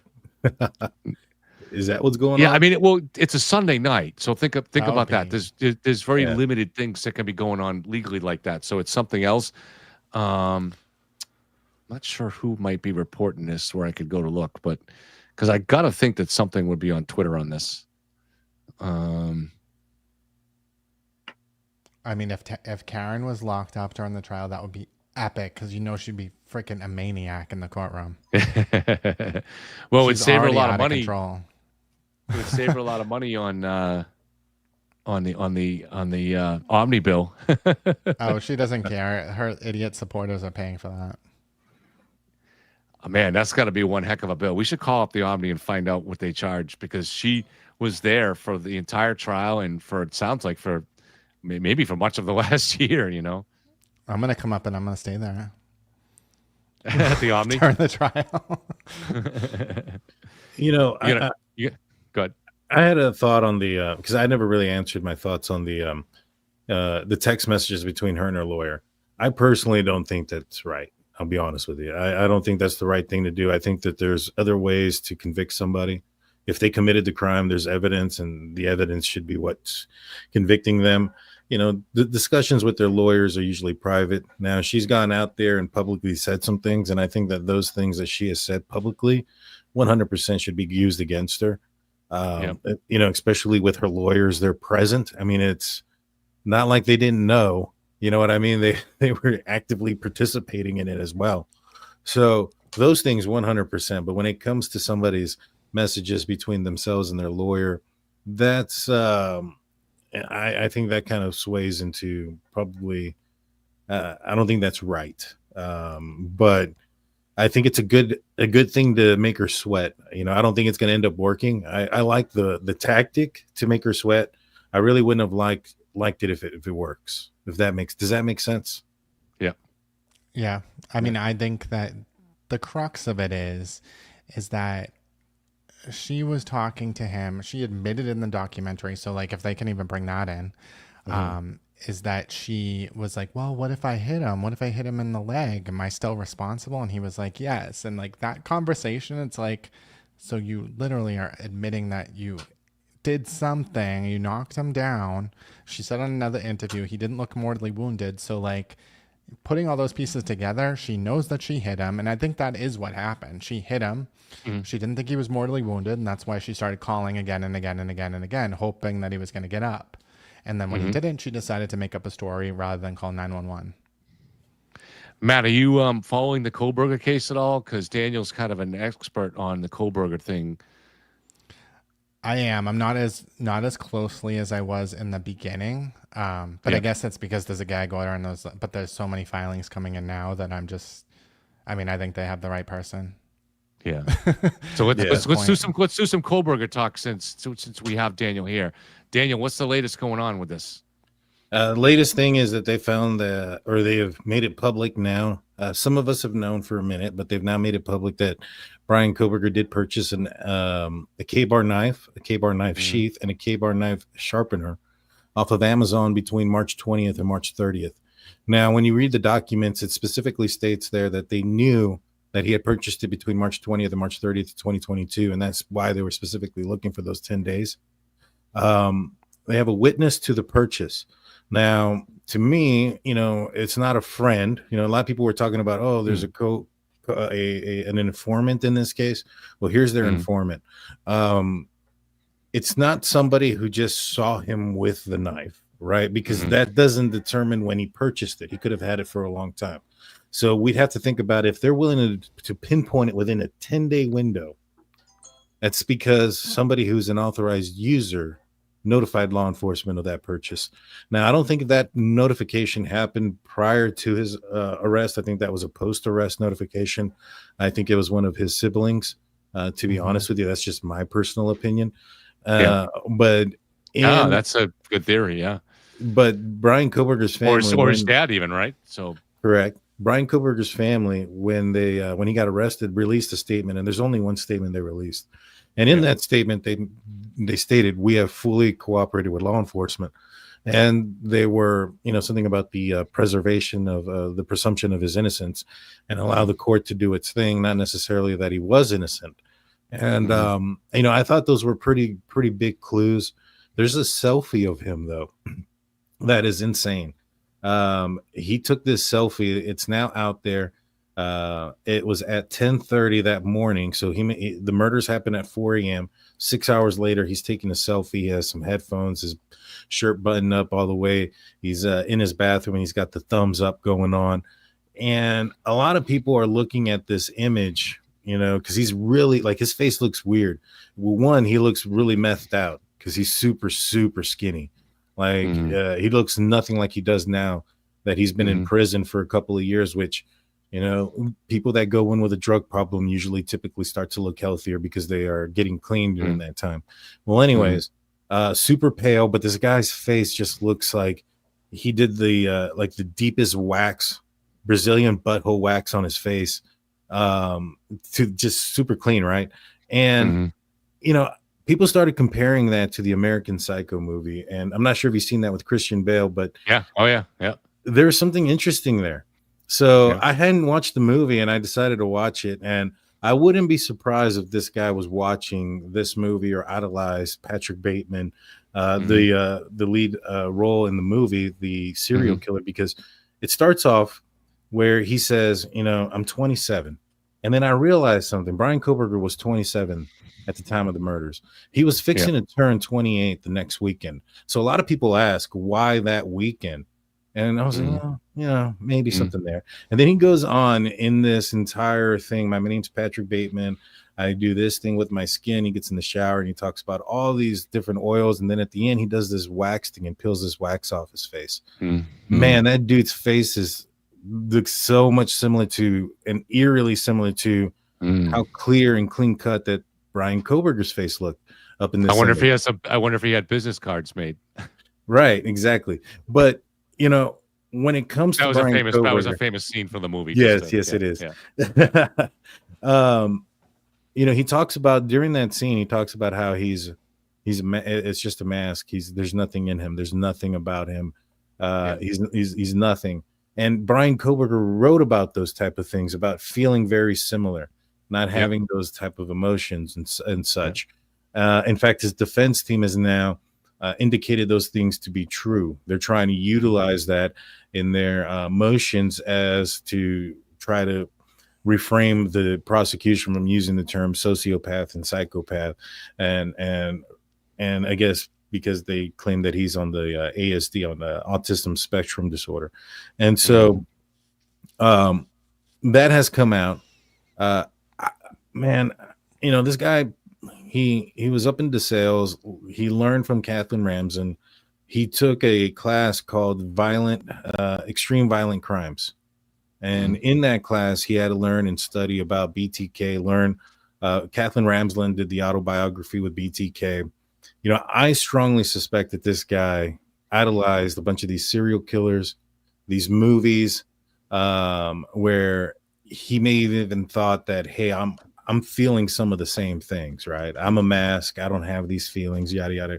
I mean, to be honest with you, after hearing what he was saying there, it was almost like in his writings as a teenager, because he would have been a teenager at this time when that movie came out, was very similar to what he was writing about his lack of feelings and how he sees people. I wouldn't be surprised if he was watching that movie around the same time as when he was making those writings. Yeah, right. Matt, do you have any thoughts on any of those cases? Or, I mean, yeah, 100%.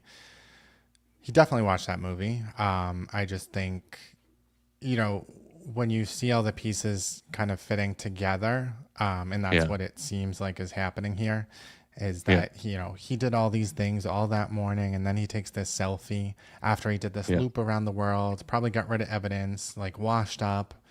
And then he takes this selfie, and like, was it just in his phone? Did he send it to anybody? I mean, I think that's what I want to know. Like, was he on social media? I think we don't know any of those things right now. Right. Have y'all seen what's the the selfie? connection? What's that? Have y'all seen it? I've seen it. It's creepy as hell. yeah, I've seen it. Yeah. He's like, what do y'all his think's in his knuckles are all hair? like, Is it just dye? I don't know. I know that they're like some of the stuff on like their list, like they had his shower curtain, like on the there was something weird about the shower curtain and stuff. Like allegedly they didn't find any DNA of any of the victims in any of his stuff in his apartment thanks, or Matt. in his car, anywhere, which is strange. Yeah, that's pretty wild. Now, if you take a close look at that, his hair is not normally that red. I mean, it could be dyed. Now, did he dye it in preparation because he knew he was going to commit a crime, and perhaps you know there might be something stained, and so when was this taken? When was this picture 6 taken? hours after the murders. 6 hours after the murders. So 6 hours after the murders. And I think he didn't get home till, I mean, it's probably right when he got home, took a shower, like, because I think he was over there at 9 a.m., right? Yeah, so he got home at around 6 o'clock in the morning, and then he goes back to the crime scene at 9, and then at 9:30 he's back home, and then at 12 he's in Clarkston, Washington, which is about, I want to say about an hour and a half or hour 45 minutes away. And so he took this picture in between that time. Now I just did a Google search. I'm not a doctor. I don't know. You know, I do know that the blood did get stuck to me, like with my bite on my arm. So I did a search, and it said that if you don't wash out blood right away, it will stain your hair and your skin. He didn't go straight home. You know, he took a long drive home. I'm not necessarily saying that this is all blood, but yeah, I think it could be something to do with the photo too, because, well, first of all, I want to notice that the witnesses, the survivor, her main identifying thing that she pointed out was bushy eyebrows. And these are some incredibly bushy eyebrows, like unusually bushy in this case here. I don't know why they look so bushy there. But you notice the redness, though, in other parts of the hair. So I think the redness might be a feature of the photograph. Yeah, like low quality. Yeah, it's in his eyebrows and around his eyes, and so but even that shirt buttoned up like that is just weird. It's a Sunday, and like who buttons the top button like that? So this is the original photo. That one was an enhanced one. I apologize. Okay. This is the original, and the one thing I do notice though is that looks kind of bruisey there at the neck. Hard to tell because it could be just like hair from the way he was shaved. I think it looks more like hair, but yeah. I feel like this trial is going to be horrifying when we actually find out all the details, because like the roommates' calls and everything, like the texts, they only gave us one piece, but it seems like there was something that happened before that they didn't share in the file. Whether it was the girl upstairs, Kaylee, screaming, because they seem to be overly concerned with Kaylee. Like, Kaylee, what's wrong? Yeah, that's true. That is true. The defense is trying to make something out of Dylan and Bethany, that they conspired something. together because they were in a room together for like 6 hours or so before the 911 call. Yeah. You know, what about this part, guys? So you guys know that his supposed alibi claims that at some point that night he was at the Walleye Park. Walleye Park is the same location where Joyce LePage's body was found, and she's been theorized to have been Ted Bundy's first victim. Now, a lot of people have come in saying, no, that's not the case. She wasn't Ted Bundy's. She's somebody else's victim, yada, yada, yada. I don't think that makes a difference. I think what makes a difference is that Bryan Kohberger think that this was Ted Bundy's first victim. And what do y'all think about if he committed this crime, which I strongly suspect he did, and his alibi was that he was in the same location where Ted Bundy started? What do y'all think about that? Somebody he studied too. I mean, that would be interesting, but I feel like they came up with this alibi after a year and a half. Like, I mean, I feel like if this was a real alibi or like he had this planned, it would have come out right away. I don't know though. So what are we thinking about this picture? Why is he taking a picture 6 hours? Is this right before he leaves to go back to the scene? 6 hours. So that would be right now. This is actually after he's already returned to the scene of the crime. The murder's done. Like, this is it. This is his post-murder photo. So he would have got home around 5, and he was caught returning. Well, his cell phone data shows that he returned to the scene of the crime at 9:30. So this would have been taken after 9:30, right, Daniel? Yes, sir. Yes, sir. It was about an hour after that. He had just gotten home. And what he does afterwards is interesting. So he goes to Clarkson, Washington, and then he goes and visits a couple of places in Albertson, a coffee shop, all right there along the Snake River.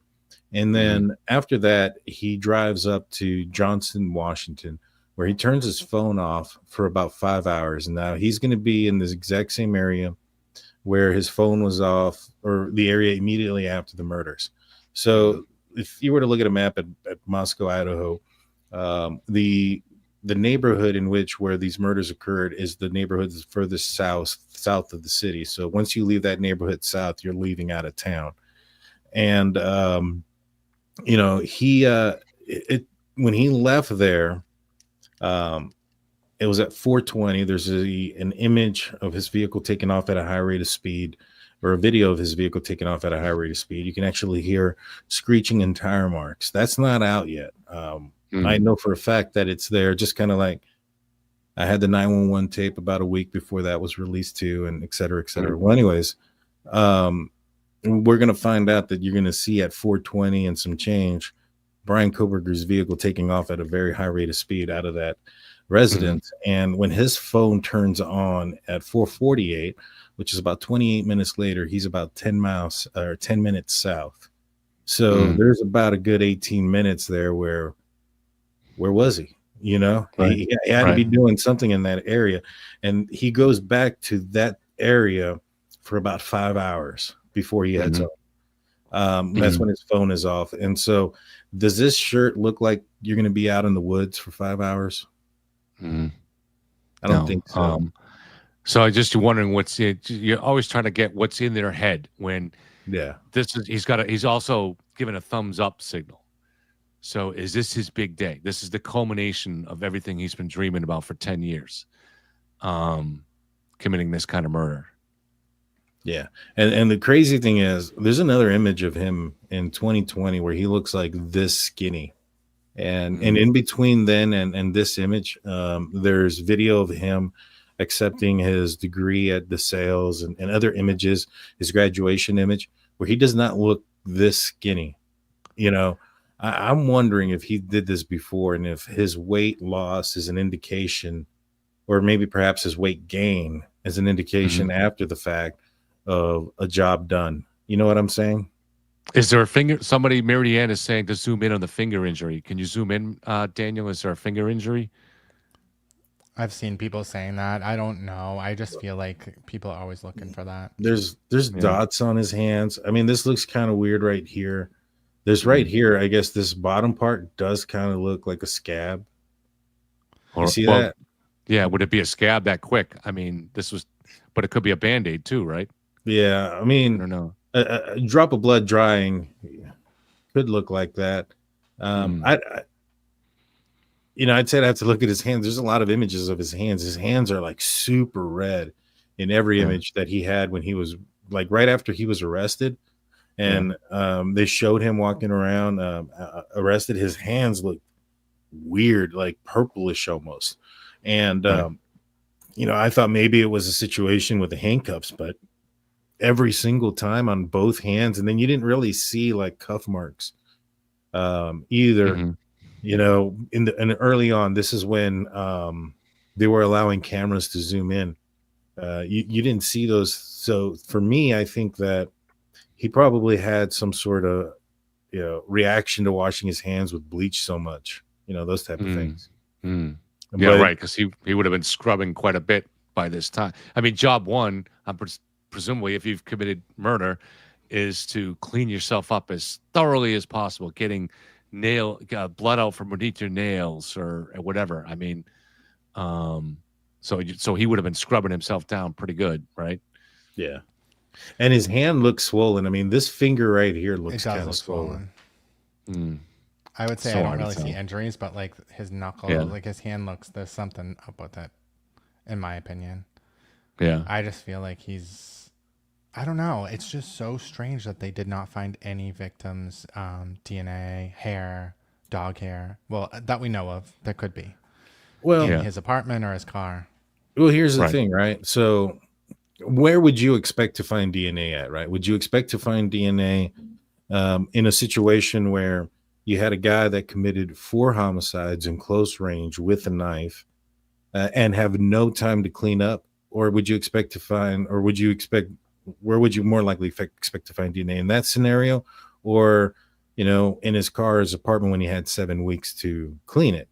I would have expected it more so with the close combat, and so, you go into it, and what DNA did they use? They used the DNA on the knife sheath, which tells me that there's not a hair or blood or any of those things that were left behind, which tells me that this guy went through a lot of planning in order to accomplish that. And that planning doesn't stop at the murders. That continues at the getaway, checking for surveillance, dextering your car, so to speak, those type of things. And also maybe perhaps getting a hold of cleaning supplies. Now, I've had Howard Bloom on my channel. I'm not sure if you guys are familiar with him. He's written I bought his book. Yeah. I've had him on the channel, and he had broke on our channel, on my channel, that Bryan Kohberger allegedly was being investigated for breaking into the chem lab. Now, I had heard about this. And the crazy thing about it is, if you look at where the chem lab is, it's very close to Nevada Street, which is the street that he was driving around in Pullman right around the time his phone turned off. Now, I looked into it. That's where it's located. And what's in there are a bunch of things, not just chemicals, but office supplies, anything, including, gloves, those type of things, but also dispatch radios. And I think he had one of those with him. Well, anywho, Howard Bloom suspects that he's being investigated for making a bomb and that he was going to do something horrible with it. And it seems kind of far-fetched to a certain extent. But then again, I mean, this guy lost his job as a TA, as everything was going down the drain. They didn't find any bomb materials in his apartment, though, right? Not to my knowledge. Not at his apartment complex, but nothing has come out of it. I had heard about this, that he had utilized equipment from WSU. I thought it was just luminol and stuff like that to search his vehicle. And when you listen to Ann Taylor, there was a hearing, and she mentioned that when it came to the DNA, that they didn't find any blood of the victims, but they found some sort of spray on everything. And then she kind of caught herself and then spoke about other things. Oh, so this would be a sensible thing to do if you're going to commit a murder, if you happen to be a murderous psychopath, and then you want to clean your car afterwards. You clean it as thoroughly as you can, and then you spray the luminol to see if you missed anything, and that would light up the blood. And now you go clean it again. Exactly. Right. that's so creepy. I mean, I think that's the thing that I've always thought, like, because he applied to work for, I think, a few different police departments that we know of. We don't know if he got hired anywhere, but did he have access to like the body cams? Because the cops were always showing up at that house for like noise and stuff right before the murders happened. So was he like stalking them through police like surveillance, you know? Right. He had a job as a security officer at the high school that he had attended when he was in high school, which is also a high school that he didn't finish. He actually finished online. In fact, he was in the law enforcement program and was forced to leave. A person familiar with what had occurred had mentioned that specifically he went from the law enforcement class to a room or to the HVAC class because it was an all male class. And then she even mentioned something to the effect that, you know, now knowing what he's alleged to have committed, it kind of makes sense what he was alleged to have done. Now, she didn't say what it was. I have an idea of what it was from what I have heard through, you know, the grapevine and stuff like that, was that he had to put on an app on some girl's phone, and that app gave her location to him, and she didn't know about it. And so, you know, he ended up getting released from that. Well, anyways, he then applies in the spring of 2022 for the law enforcement class, or to be an intern. And we know that because there's emails that are released in April of 2022 of him thanking the chief for their meeting, yada, yada, yada. And then in the fall, we know he applied again because the PCA specifically says that in an essay that he wrote when he applied in the fall for the intern police department, that he was, you know, specializes in cloud forensics. And so that tells me he didn't get the job in the spring. Now, if I'm going to take my best guess of what happened there, it probably had to do a lot with background check, you know, him losing his job as a security guard. We also have a termination letter or a resignation letter from Bryan Kohberger from that job as a security guard, where he puts in there that he understands that if he doesn't resign, that he could face termination board and be terminated. You don't put that if you're going to a different, better place. You put that if you're getting threatened. And so, you know, he lost that job. He had a known history of heroin. He had been arrested for a theft before of his sister's phone while he was addicted to heroin. I think that resulted in him going to some sort of rehab, which ended up getting the charges dropped and expunged. But that's still there in information that the law enforcement would have access to. And so it's not like he could have lied and say, "Oh no, I've never had a drug problem." I mean, you have an outcome of an offense, being that you have to go to rehab. So clearly he had one. So he's not probably the best candidate to be a law enforcement officer, given the fact that it was expunged and, you know, he hadn't had any probably criminal history since. You know, my best guess is they told him something to the effect like, "Hey, go to this semester. We'll run this again. No problems. You'll end up getting through." And what ends up happening within a month, he's already having altercations with his professor, and there are female students that are documenting his disturbing behavior with other females and professors. And this is all going down within a month. And within the first semester, he's fired. You know, this was the first time that this guy lived on his own. You know, I think that's probably, if he hasn't committed a murder before, that's probably the reason why. This was the first time he was alone. And within a few months, look what happens. Damn. What do you think would happen if this guy became a cop? Oh my God. I don't think he would have gotten there. You know, there's a lot of things that you have to go through, you know, psych eval, psych board that it's going to bring it out. Right. You know, his professor was a lawyer, John Snyder, and he was a defense attorney who represented murderers and thieves and from everything from small time crimes to all the way to death penalty crimes. And so I think he read right through Bryan Kohberger. And I think that when you go through a law enforcement background check, I mean, it's fairly thorough. And not only is it thorough, but you have to sit there with a detective on multiple occasions and be basically interrogated about your past and future and et cetera. There's a lie detector test that needs to be passed as well.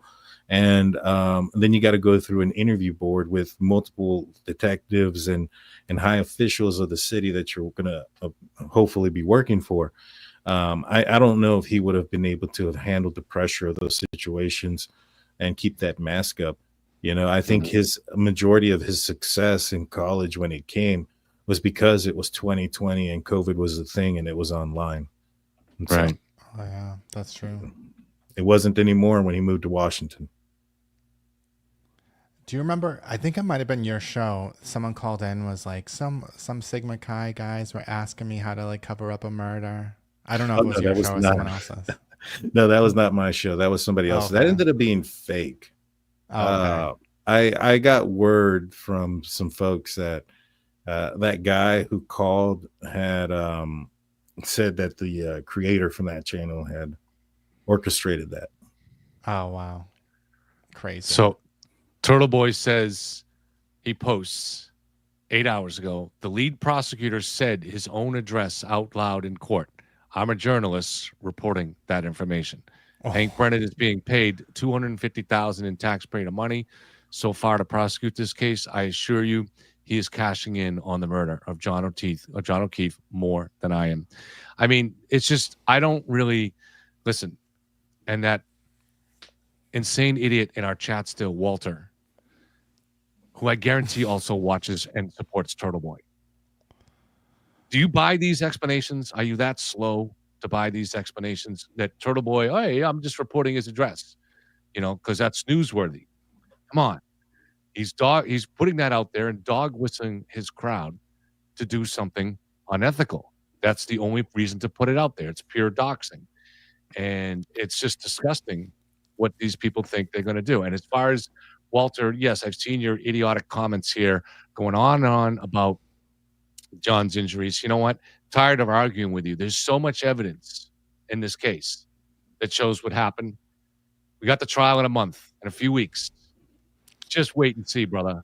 Just wait and see. I mean, we've had enough evidence in the first trial, but we're going to have so much more evidence in this trial. And interestingly, I don't know if you noticed, Matt, too, the other day when the defense was complaining about the new accident reconstructionist that they brought in, Aperture, that it sounds like they did some kind of experiment with paint. And so what I'm thinking is maybe they had, like a dummy, and I don't mean like Walter, but just like a crash dummy, and they put paint on the arm and maybe ran some kind of a test with a taillight housing to see if it made those. I'm just guessing. I don't have any information on that, but to see if it made those parallel lines. I mean, I think that's I feel like they probably did. They probably did go through all the trouble this time. Yeah. And I mean, I think that if people show up at Hank Brennan's house, they'd be really stupid because I can guarantee he carries. He represented Whitey Bulger, and I can guarantee that he's packing. So have at it. That was the fact that he represented Whitey Bulger was a huge thing. I just could not stop laughing about the other night.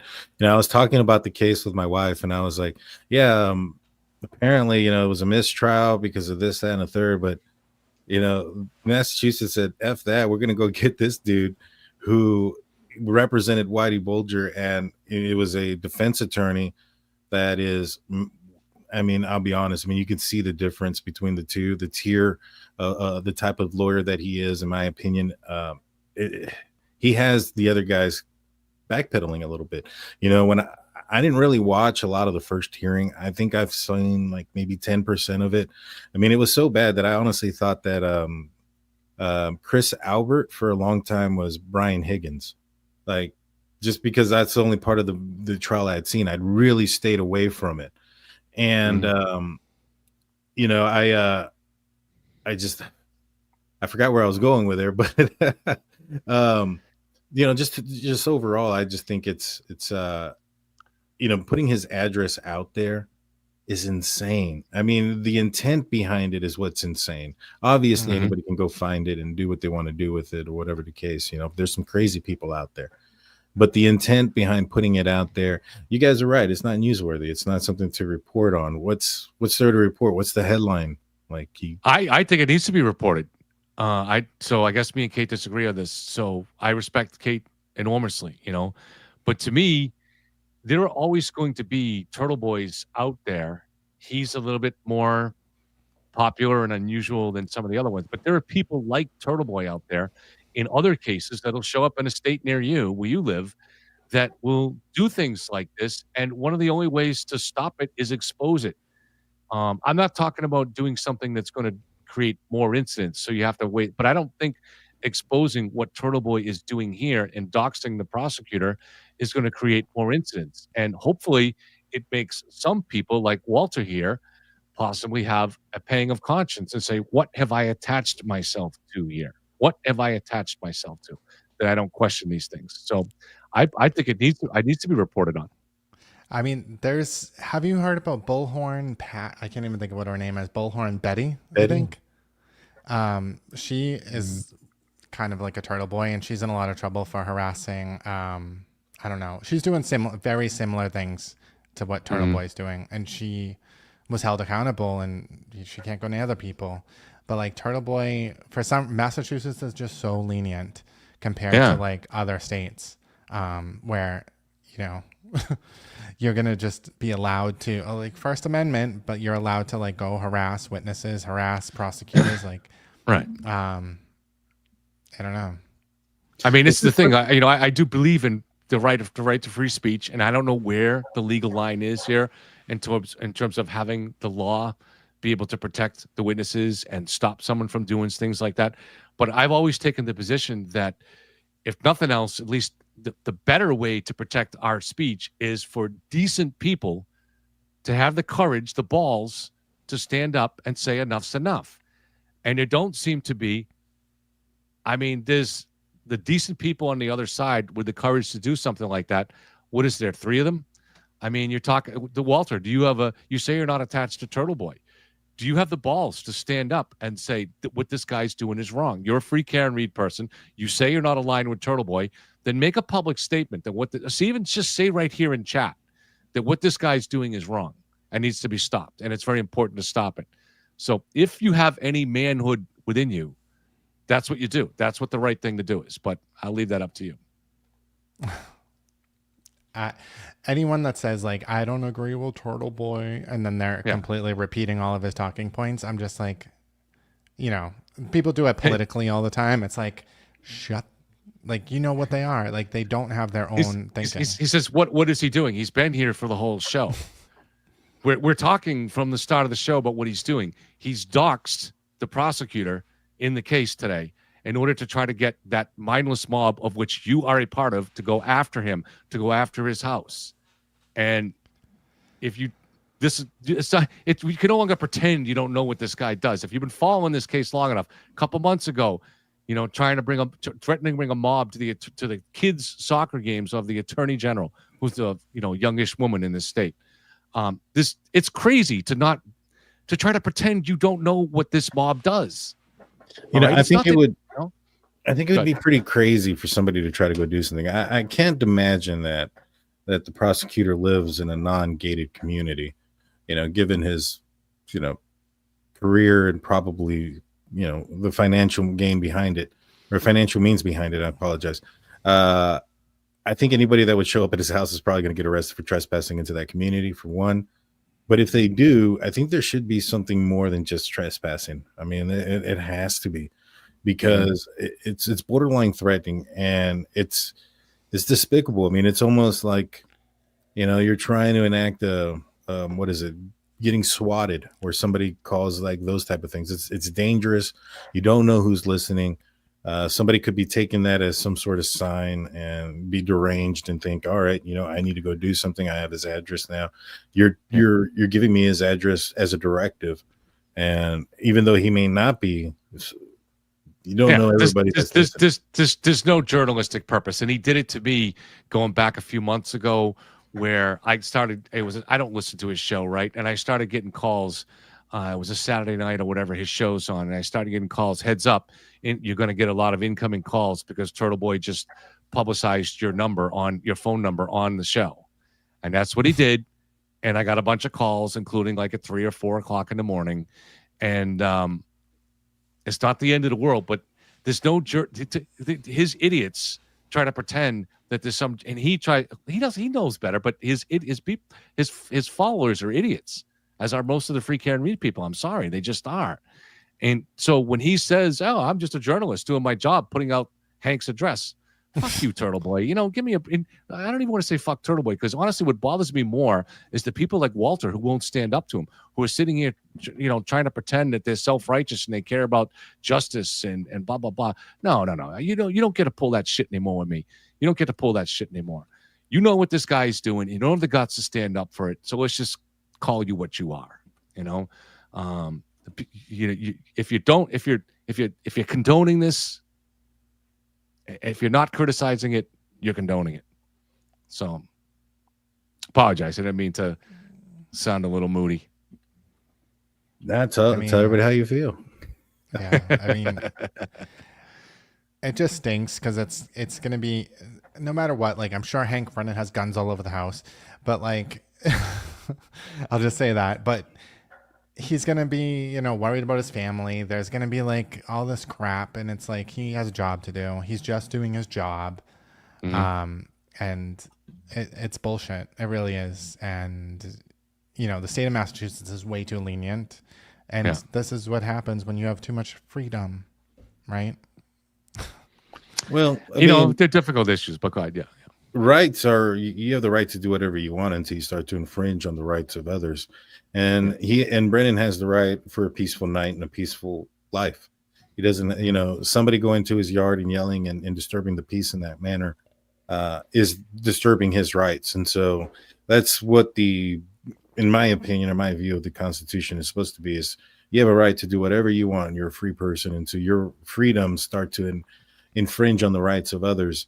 And we have to remember that he has a right to peace. And, you know, going up to his house, I surely do hope, if anybody does, that they get dealt the full extent of the law.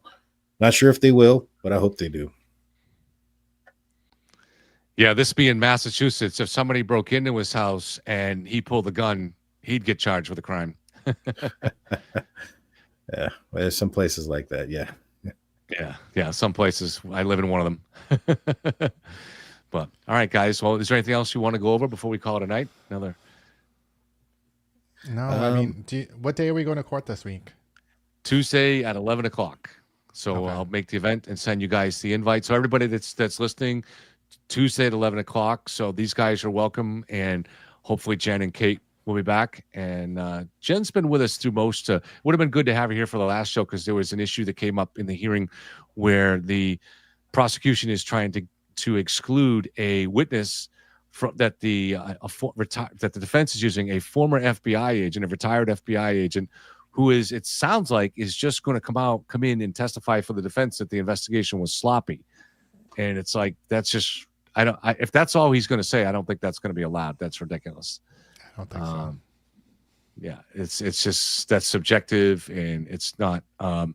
If you know, obviously every defense team would love to have someone to come in with FBI next to their name to say this investigation was sloppy. I mean, everybody would use that, you know. And every investigation is imperfect. You know, there's always something that some expert could point to and say, "Yeah, we wouldn't have done that." You know, Right. I mean, it's just. But I don't know. This expert, Easler, right there, I can't remember his name. Is it Easler? Something like that. He has an expertise in cell phone data, like using to track down and locate people. But Alan Jackson didn't talk about anything like that. So I don't know if he's going to testify about that in trial, because it would potentially come in play. So the state tried to argue by looking at the cell tower information that Karen Reed had when she went out looking for John after 5 o'clock in the morning, that the cell tower showed her going in the direction of 34 Fairview. So in theory, he could come out and say, no, that's not what it shows. I mean, I don't know. But I don't know. The defense didn't argue that. So I think he's just a free Karen Reed freak, and, you know, he has credential, and they got him on board just like the rest of their experts. well, he's from Los Angeles. Oh, I wonder what cases he worked on with Alan Jackson. Exactly. So, all right. You know, Anything I else? did Go ahead. I put a poll in my on my channel, and you know, I did this the first time when I first started talking about Karen Reed, and it was very much so Karen Reed is innocent. like Yeah. 70 something percent. And today, Karen Reed, still no doubt innocent, is at 43%. There's some other things there. It's I always thought she was guilty is at 36%. So it's a little bit less than that. But the change is that I thought she was innocent. Now I'm not sure, comes in at 13. And I thought she was guilty, not sure, is only at 6. So, you know, where it was like 75%, I think she's innocent. Now it's 51% of some form of, I think she's done it, or I'm starting to consider her to do it. I think that's a huge testament to this prosecution, how they've handled this. The trial hasn't even started yet, and I think that some people are starting to see past some of the BS. I'll put it out just as what it is. But I think that Matt, somebody actually had a good idea. So I'd like to get Matt's comment on this, but Jan, you're probably aware of this too, that there were ring videos that are missing, at least 2 or 3 that are missing from that morning. And they were never able to determine who deleted them from where, what time, or anything about that. So I think it was Heather, on one of our friends here, that had the insight that what if you went back to an earlier, like say in the weeks before this, to see were there any videos deleted from John's ring, because that could be interesting. Because, for instance, we know there was a night that she kissed Brian. She walked Brian Higgins out to his car and planted a kiss on him. You know, so there could possibly be a pattern here if you could see some other videos that have been deleted. I don't know. It's something. It's a good idea. So Matt, give Hank a call tonight when you get off. And I mean, I think there is something there, because I remember that Proctor was trying to say something about the ring videos, but they were like, nope, hearsay. Well, they didn't say that because they can't say what the objections are, but it was because it was hearsay. Right. So they did give him some information about whether they could actually see if someone deleted it or not. I don't know, but so I think they'll have a little more information this time. Yeah, I didn't see anybody on the witness list that is from ring video, and I think that's what they would probably need, right? So it may be just one of those. Yeah, even if it was a signed document that they got, then Proctor or whoever, Buchanan, I almost called them the wrong name, could present it. Yeah, and they didn't present it last time, even though going back to the older charging documents, they were already mentioning the deleted ring video, implying that Karen did it, but then they never presented any evidence for that. It was just one of so many strange and baffling aspects of this case. But they were surprised by something from Ring. Remember, like the defense had something from Ring that Buchanan had never even seen, and was like reading it on the stand. It was like shock. So like the defense had a lot of surprises that first trial that they're not going to have this time. Yeah. And they wouldn't, I think it was, what was it? I forget if it was Proctor or Buchanan or somebody else that had, one of the other troopers, but they had talked to a ring representative on the phone, but they can't present that. That's where the hearsay stuff comes in. They would have to bring in that ring employee or somebody from Ring to actually present that evidence. Right. Unless they had documentation, like you said, like some kind of a printout or something like that. Yeah. All right. Well, guys, thank you very much. Appreciate it. So I will send out the invite for Tuesday morning, 11 o'clock. There's always changes in this. I'm sure we'll have more to talk about that morning, stuff that happens tomorrow. It's a case that never stops. And everybody, I appreciate it again. So if you can, please consider picking up the book. It's for pre-sale. It's called Storm of Suspicion. And it's available now, at least the Kindle version is, for pre-order. It's only like $6.50. So give us a little support there and help tickle the algorithm a little bit. All right, guys, thank you very much. And everybody else, thank you. We'll see everybody Tuesday. Have a good night.